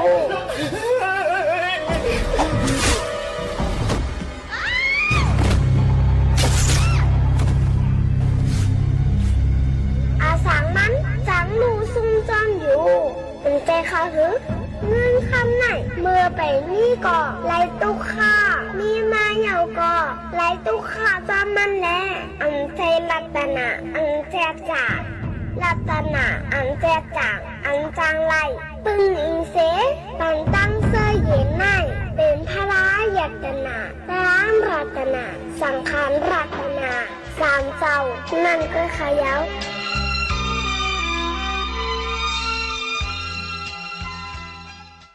อย่าลืมค่ะนะเฮาขาดเลยมาพบมาทบจอมกันตั้งห้องปล่อยเสียงจึงไทยสวทวิ่งเก้นใหม่ AM 147กิโลเฮิรตซ์เนื้อตอนกันภาษาความใต้ในค่ะกูเสาว่าเป็นเพียงความปั่นเก่าค่ะนะอยู่จอมกันดีในสิและพบทบจอมกันอยู่ว่าเจ้าหนังในค่ะตอนแต่วันมื้อใน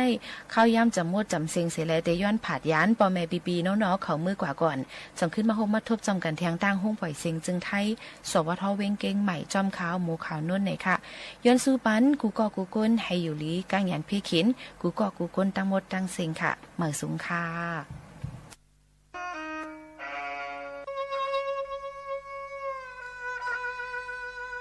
ความรู้ป้อนั้นเฮาเตเฮ็ดเปลี่ยนกรรมมาบานขันสูงพลอยยินเอาน้อยหรือน้อดุกไก่ก็ให้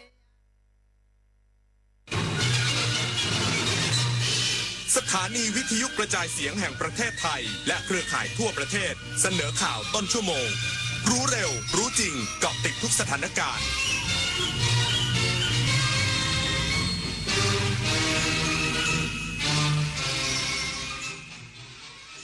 เราฟังข่าวต้นชั่วโมง 23 นาฬิกากับพฤทธิ์แก้วพิบูลครับคณะกรรมาการเกษตรและสหกรณ์วุฒิสภาศึกษาดูงานสวนปาล์มสุมาศที่จังหวัดสุราษฎร์ธานีอีกสักครู่กลับมาติดตามรายละเอียดครับแผ่นดินนี้หล่อหลอมเราด้วยความรักความเสียสละและความสามัคคีชาติศาสนาพระมหากษัตริย์คือศูนย์รวมจิตใจที่ทำให้คนไทยยืนหยัดอย่างภาคภูมิร่วมกันทำความดีรักษาวัฒนธรรมและส่งต่อความรักนี้จากรุ่นสู่รุ่นเพราะหัวใจของคนไทยรวมเป็นหนึ่งเดียวเพื่อสถาบันหลักของชาติเรารักประเทศไทยเธอ เธอวันหนึ่งเกษียณไปคิดบ้างไหมจะใช้ชีวิตยังไงยังเลยคิดว่าพอไม่ต้องทำงานก็คงสบายระวังเหงานะถ้าไม่มีเพื่อนไม่มีสังคมวันๆจะเงียบมากเลยนะจริงด้วยแล้วควรทำยังไงดีล่ะเริ่มตั้งแต่ตอนนี้เลยหาเพื่อนใหม่เข้าชมรมทำอาหารหรือนัดกันทำกิจกรรมจิตอาสาเพราะสังคมที่ดีเริ่มสร้างได้ตั้งแต่วันนี้เตรียมพร้อมสู่ชีวิตวัยเกษียณที่ไม่โดดเดี่ยวเมื่ออายุมากขึ้นร่างกายก็เริ่มเปลี่ยนแปลงบ้านที่เคยอยู่มานานอาจกลายเป็นจุดอันตรายโดยไม่รู้ตัวมาปรับบ้านให้ปลอดภัยสำหรับผู้สูงวัยกันเถอะค่ะพื้นต้องเป๊ะในบ้านห้ามลื่นห้องน้ำต้องมีราวจับแสงต้องสว่างทางเดินบันไดต้องมองเห็นชัดเจนจัดของให้เป็นระเบียบเคลียร์สิ่งกีดขวางบนพื้นปรับเพียงนิดเพื่อชีวิตสูงวัยที่ปลอดภัยในบ้านของคุณภัยคุกคามข้ามแดนไม่หยุดอยู่แค่พรมแดนของประเทศทั้งอาชญากรรมไซเบอร์การลักลอบค้ามนุษย์และยาเสพติดประชาคมอาเซียนจึงร่วมมือกันอย่างใกล้ชิดแลกเปลี่ยนข้อมูลเสริมสร้างความมั่นคงและปกป้องประชาชนประเทศไทยพร้อมเป็นส่วนหนึ่งของพลังความร่วมมือในภูมิภาคอาเซียนอาเซียนเข้มแข็งร่วมแรงต้านภัยข้ามแดนเพื่อความปลอดภัยของประชาคมอาเซียนคณะกรรมาการเกษตรและสหกรณ์วุฒิสภาศึกษาดูงานสวนปาล์มสุมาตรที่จังหวัดสุราษฎร์ธานีพร้อมเสนอแนวทางการพัฒนาผลิตปาล์มน้ำมันให้สอดคล้องกับพื้นที่เพาะปลูกนายวิรัตธรรมบำรุงรองประธานคณะกรรมาการเกษตรและสหกรณ์วุฒิสภาคนที่1นำคณะลงพื้นที่ศึกษาดูงานและเยี่ยมชมสวนปาล์มสุมาตรจังหวัดสุราษฎร์ธานีปัจจุบันเกษตรกรมีการปรับเปลี่ยนวิธีการผลิตเพื่อลดต้นทุนเพิ่มผลผลิตและเชื่อมโยงกับตลาดมากขึ้นรวมถึงมีการพัฒนาให้ได้มาตรฐานด้านสิ่งแวดล้อมในระดับสากลในการนี้คณะกรรมาการกล่าวถึงการปลูกปาล์มน้ำมันในภาคตะวันออกเฉียงเหนือยังมีผลผลิตต่ำกว่าภาคใต้แม้ว่าจะมีการจัดการให้น้ำอย่างสม่ำเสมอจึงเห็นควรให้มีการศึกษาวิจัยเพิ่มเติมเพื่อพัฒนาสายพันธุ์ปาล์มน้ำมันที่เหมาะสมกับสภาพแวดล้อมในพื้นที่พร้อมเห็นควรให้ผลักดันร่างพระราชบัญญัติปาล์มน้ำมันโดยพิจารณาแยกกองทุนปาล์มน้ำมันออกจากร่างพระราชบัญญัติเพื่อความเหมาะสมในการพิจารณาในกระบวนการทางกฎหมายรวมทั้งเห็นควรให้จัดตั้งลานเทให้เพียงพอและสอดคล้องกับพื้นที่เพาะปลูกปาล์มน้ำมันจะช่วยในการรักษาคุณภาพผลผลิตชวิสาปทุมมารายงานผู้ตรวจราชการกระทรวงพาณิชย์ลงพื้นที่ติดตามโครงการไทยช่วยไทยที่จังหวัดขอนแก่นพบสินค้าหลายรายการช่วยลดค่าครองชีพและกระตุ้นเศรษฐกิจท้องถิ่นนายวราวุฒิสมหวังประเสริฐผู้ตรวจราชการกระทรวงพาณิชย์พร้อมด้วยนางสาวนงนุชอุดมคำพาณิชย์จังหวัดขอนแก่นลงพื้นที่ตรวจเยี่ยมและติดตามโครงการไทยช่วยไทยลดภาระค่าครองชีพณห้างสรรพสินค้าท้องถิ่นในเขตอำเภอเมืองขอนแก่นเพื่อตรวจสอบความพร้อมในการกระจายสินค้าลดราคาให้ถึงมือประชาชนโดยพบว่ามีสินค้าอุปโภคบริโภคที่จำเป็นต่อการครองชีพรวมถึงเนื้อหมูเข้าร่วมจำหน่ายในราคาพิเศษหลายรายการลดราคาสูงสุดกว่า 50% เพื่ออำนวยความสะดวกแก่ประชาชนชาวจังหวัดขอนแก่นและช่วยบรรเทาภาระค่าใช้จ่ายในชีวิตประจำวันผู้ตรวจราชการกระทรวงพาณิชย์กล่าวว่าการร่วมมือกับห้างสรรพสินค้าท้องถิ่นในโครงการไทยช่วยไทยไม่เพียงแต่ช่วยลดค่าใช้จ่ายให้กับประชาชนแต่ยังเป็นการกระตุ้นเศรษฐกิจในระดับภูมิภาคให้เกิดการหมุนเวียนได้ดียิ่งขึ้นจันจิรางามนุรักษ์สวทขอนแก่นรายงานจังหวัดนราธิวาสเตรียมจัดกิจกรรมแสดงและจำหน่ายสินค้านารามหาสนุกแอดมหกรรมการค้า 2026 ช่วงปลายเดือนนี้เพื่อกระตุ้นเศรษฐกิจในแหล่งท่องเที่ยวและเมืองชายแดนนางนฤมลแก้วมุกดากุลพาณิชย์จังหวัดนราธิวาสเปิดเผยว่าสำนักงานพาณิชย์จังหวัดนราธิวาสเตรียมจัดกิจกรรมแสดงและจำหน่ายสินค้านารามหาสนุกแอดมหกรรมการค้า 2026 ระหว่างวันที่ 19 เมษายนถึง 3 พฤษภาคมนี้บริเวณลานนกเงือกริมเขื่อนท่าพญาสายและถนนภูผาภักดีอำเภอเมืองนราธิวาสเพื่อกระตุ้นเศรษฐกิจในแหล่งท่องเที่ยวและเมืองชายแดนรวมถึงส่งเสริมการจับจ่ายใช้สอยของประชาชนพร้อมทั้งสร้างโอกาสทางการตลาดและประชาสัมพันธ์สินค้าของจังหวัดให้เป็นที่รู้จักอย่างแพร่หลายทั้งในและต่างประเทศผ่านช่องทางการตลาดทั้งออฟไลน์และออนไลน์การจัดงานยังเป็นส่วนหนึ่งของแนวทางการพัฒนาเศรษฐกิจของจังหวัดโดยมีเป้าหมายเสริมสร้างความเข้มแข็งของเศรษฐกิจฐานราก และยกระดับเป็นเมืองต้นแบบในโครงการสามเหลี่ยมมั่นคงมั่งคั่งยั่งยืนจะเปิดโอกาสให้ผู้ประกอบการมีโอกาสดำเนินธุรกิจอย่างเสรีนำไปสู่การเติบโตของธุรกิจขนาดใหญ่ธุรกิจท้องถิ่นและวิสาหกิจชุมชนทั่วทั้งจังหวัดปพิชานันท์เทพรักษ์สวทนราธิวาสรายงานคิดจะใช้คิดถึงอนาคตช่วยกันลดช่วยกันประหยัดพลังงานจบข่าวพฤษแก้วพิบูลอ่านรับฟังข่าวครั้งต่อไปเวลา 6 นาฬิกาติดตามข่าวที่นำเสนอไปแล้วได้ที่ www.thainews.prd.go.th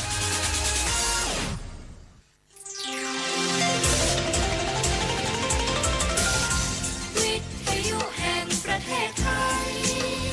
ให้ความรู้คู่ความสุข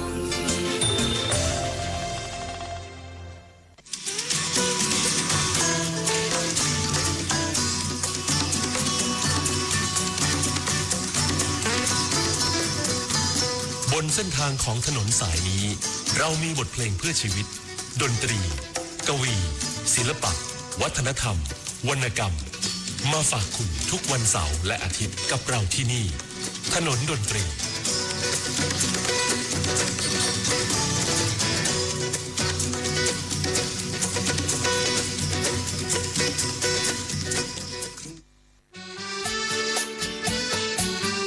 คนเพื่อชีวิตใกล้ชิดกันยิ่งขึ้นมาเป็นเพื่อนกันในไลน์ Open Chat ถนนดนตรีเพียงไปที่แอปพลิเคชัน LINE เลือกหน้าหลักจากนั้นเลือกตรง Open Chat โดยค้นหาคำว่าถนนดนตรี FM 92.5 เมกะเฮิรตซ์แล้วกดเข้าร่วมเพียงเท่านี้ท่านจะไม่พลาดข่าวสารกิจกรรมทางดนตรีกวีศิลปะและวรรณกรรมที่น่าสนใจถนนดนตรีเรายังเป็นนักเดินทาง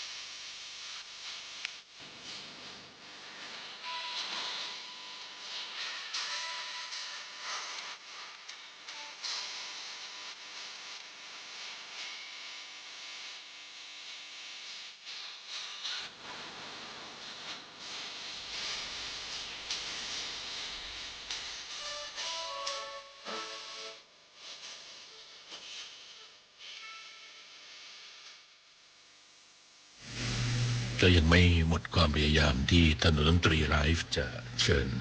ปูพงศิษฐ์มาให้ได้ก็พยายามติดต่ออยู่ตอนที่ผ่านมาได้คุยกันแล้วทั้งที่เขาใหญ่แล้วก็ที่โทรไปก็ตอบรับมาแล้วแต่ว่าก็ต้องขึ้นอยู่กับวงของปู่เองด้วยนะครับที่เขาจะต้องจัดสรรเวลาเพราะว่ารู้ว่าคิวเขาแน่นจริงๆเยอะมากจริงๆแล้วก็ปู่เองก็อยากจะมาถนนดนตรีเช่นกันนะครับแต่ว่าหาเวลาสลับการทำงานนี้ยากจริงๆนะครับเพราะว่าเดินสายต่างจังหวัดมากเหลือเกินเพลงที่คุณเจ้าคุณขอมาในช่วงต้นชั่วโมงสุดท้ายของทนดนตรีคืนวันเสาร์กับผมพิจิตรรุ่งสมัยและคุณบุญประกอบอบกลิ่นควบคุมเสียงนะครับเพลงที่ขอในโปรแกรมฟอร์มที่แอดมินช้างน้อยหัสดินเทพหัสดินอยุธยาได้ส่งมานำแบบฟอร์มไว้ให้ก็จะจัดให้ในชั่วโมงสุดท้ายกันนะครับดอกแก้วครับ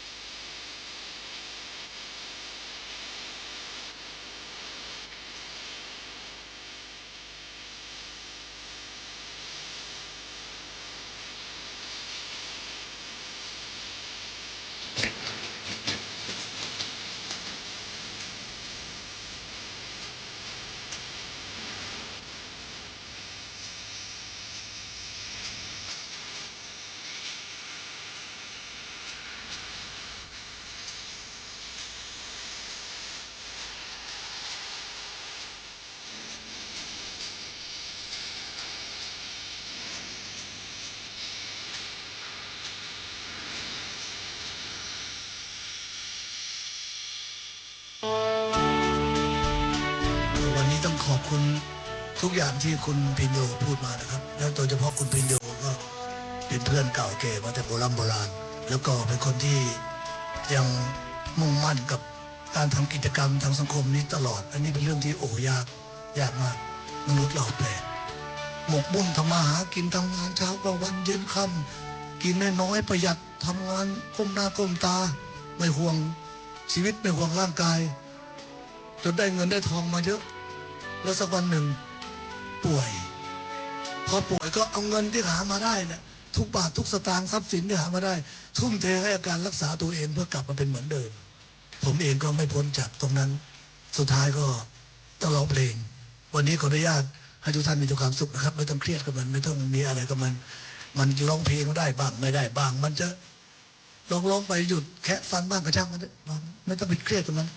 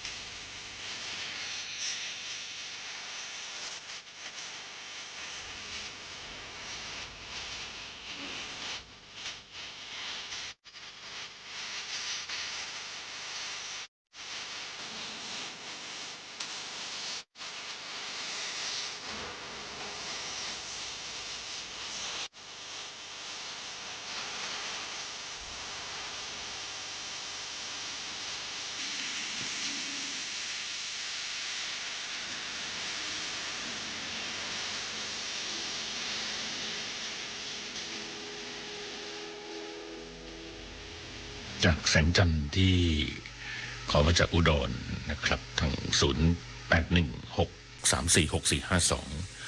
0816346452จนถึงฝากจันทร์ที่ฟังอยู่ที่สายใหม่ที่ขอเพลงแล้วก็บอกรักในเพลงเพื่อชีวิตที่ชื่อคุณอุ่นขอมานะครับลองให้กับเดือนที่เป็นของพิจิลี่ไม่ได้ใส่ไว้นะครับเดี๋ยวให้คุณบุญประกอบมาใส่ไว้ทีหลังก็แล้วกันมีแต่มาริโฮน่าก็เลยจัดเป็นมาริโฮน่ากันให้ครับก็เดินทางกันในครึ่งชั่วโมงสุดท้ายของทนดนตรีกับผมพิโยรุ่งสมัยทุกคืนวันเสาร์และวันอาทิตย์นะครับสถานีวิทยุกระจายเสียงแห่งประเทศไทย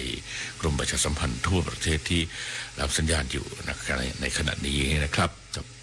ทนดนตรีเรายังเป็นนักเดินทางก็ยังมีเพลงที่ค้างกันอยู่ก็จะขอมอบให้กันในช่วงท้ายกันตรงนี้นะครับออกเลนะครับมาริโฮน่าและผมเลือกเพลงเสียงทะเลของโฮปมาให้คุณผู้ฟังกันนะครับ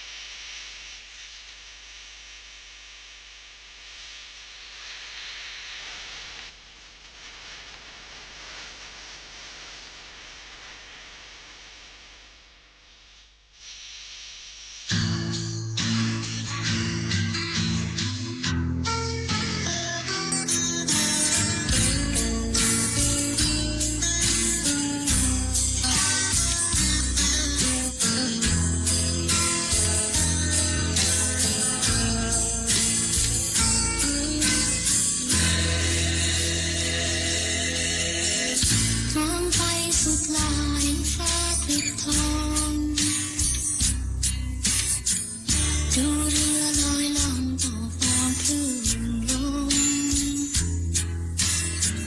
จับจังเรไรร้องเสียงระงมเป็นเพลงเป็นครมเป็นเสียงทะเล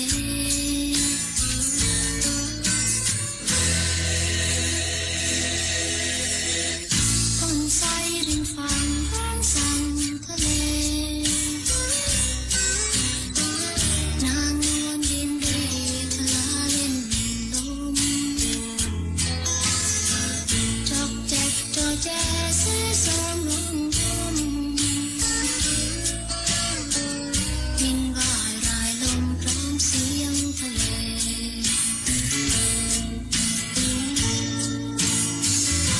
อาทิตย์ไกลดับจับแสงสีทองท้องเรือลอยล่องออกท้องทะเลติดเครื่องจักรไปพากันหาเหเปรียบเสียงทะเลเป็นเพลงประมง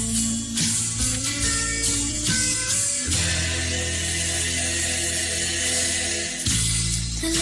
เป็นของพวกเรา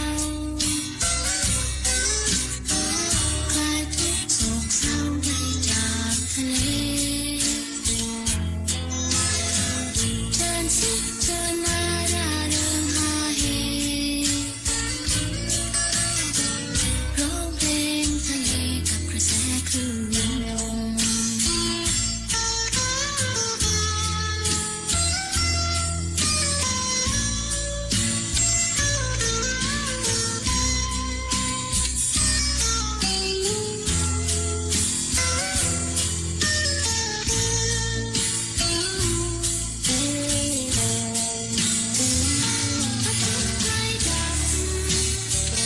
จับแสงสีทองท้องเรือลอยล่องออกท้องทะเลปิดเครื่องจักรไปพากันหาเหเปรียบเสียงทะเลเป็นเพลงประมง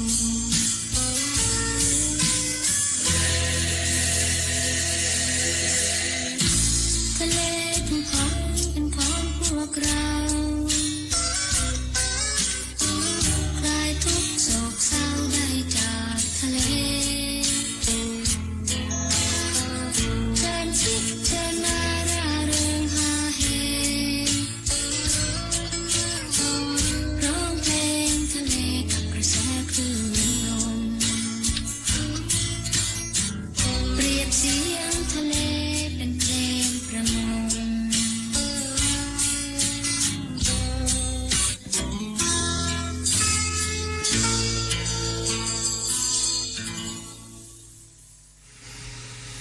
วันนี้เริ่มต้นจากทะเลก็เลยมา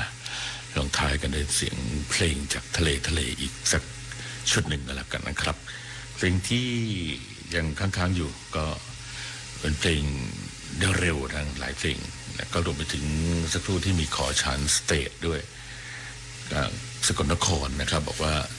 ไม่ได้ฟังมานานมากเคยฟังที่กรุงเทพแล้วก็ไปอยู่ที่สกลนครเพิ่งจะได้ฟัง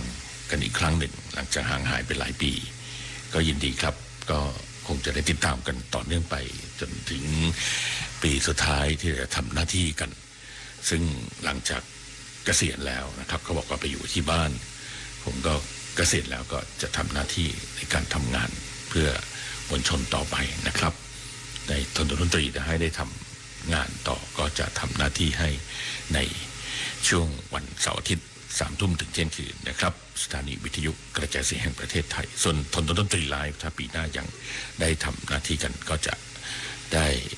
นะครับเชิญศิลปินมาให้คุณได้ชมโดยไม่เสียค่าใช้จ่ายชมฟรีกันเป็นประจำทุกเดือนละครั้ง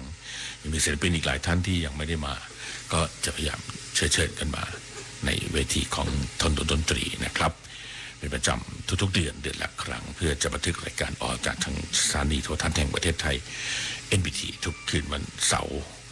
ต้นเดือนที่1ที่2 4 ทุ่มถึง5 ทุ่มและสถานีวิทยุกระจายเสียงแห่งประเทศไทยในช่วงเวลาของ ถนนดนตรี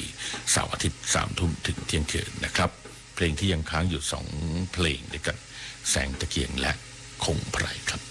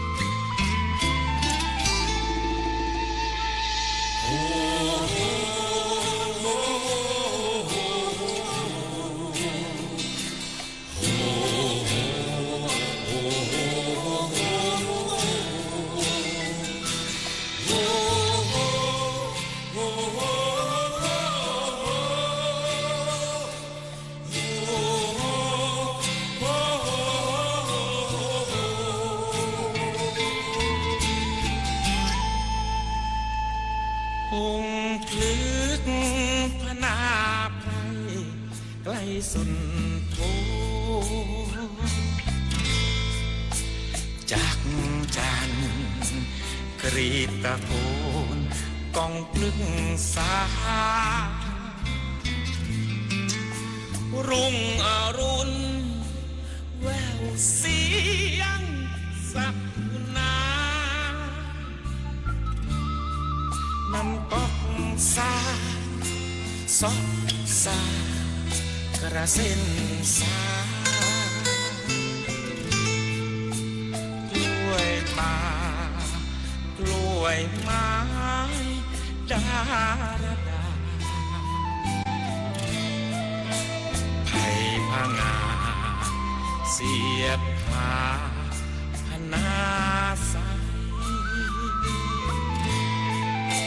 หอมฟันฟืนรวยระรื่นชื่นหัวใจอยู่ไกลก็เสพสุขได้ทุกราโอ้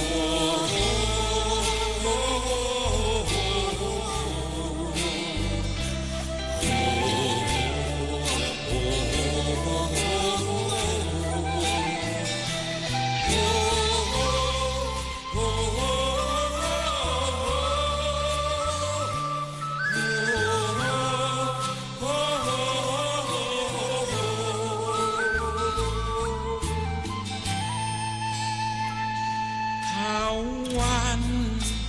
พันกิ่งลิงละโลอย่างเจ้าโดดโอบลูกเสน่หาสบอกแม่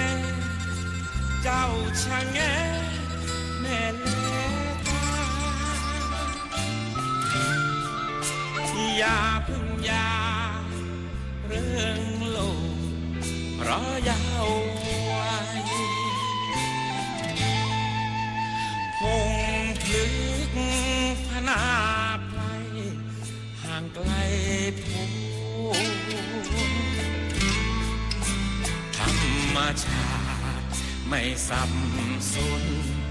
สะอาดใสไม่แก่งแย่งชิงดีจนวุ่นวายอยู่ในป่าสบายใจกว่าไหนไม่แก่งแย่งชิงดีจนวุ่นวายอยู่ในป่าสบายใจกว่าในเมืองไม่แก่งแย่งชิงดีจนวุ่นวายอยู่ในป่าสบายใจกว่าในเมืองอยู่ในป่าสบายใจกว่าในเมือง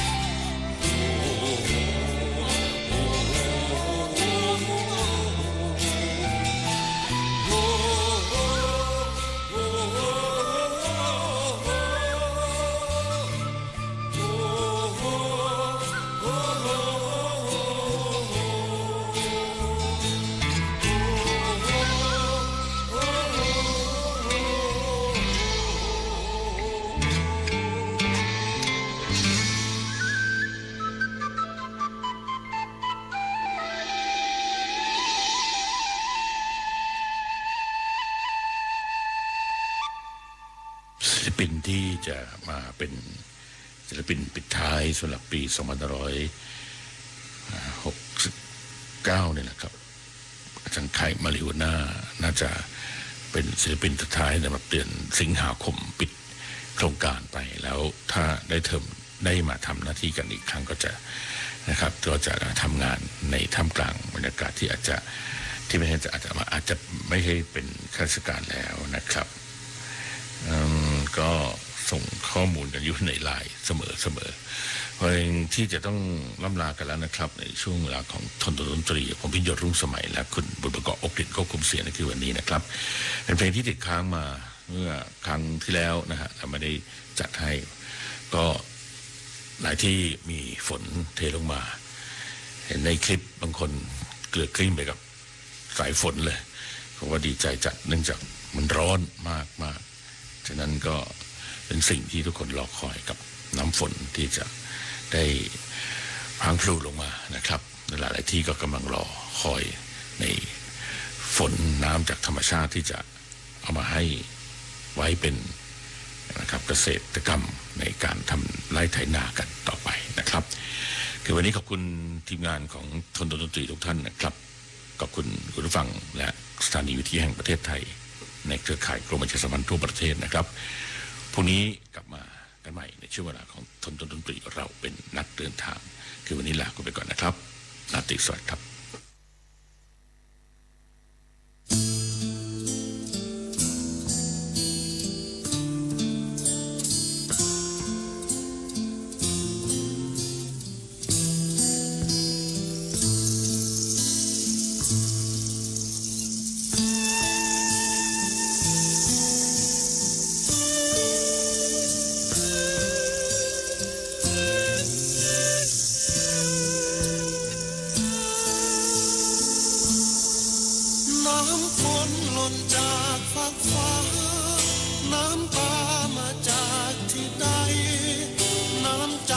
สัมผัสที่ตา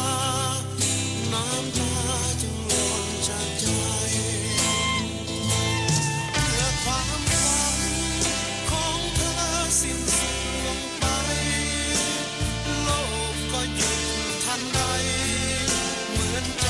ที่ขาดจากกันเกิดเป็นคนดันดนไปสู่ความฝันเขาเขียวสูงชันไม่อาจจะมากันได้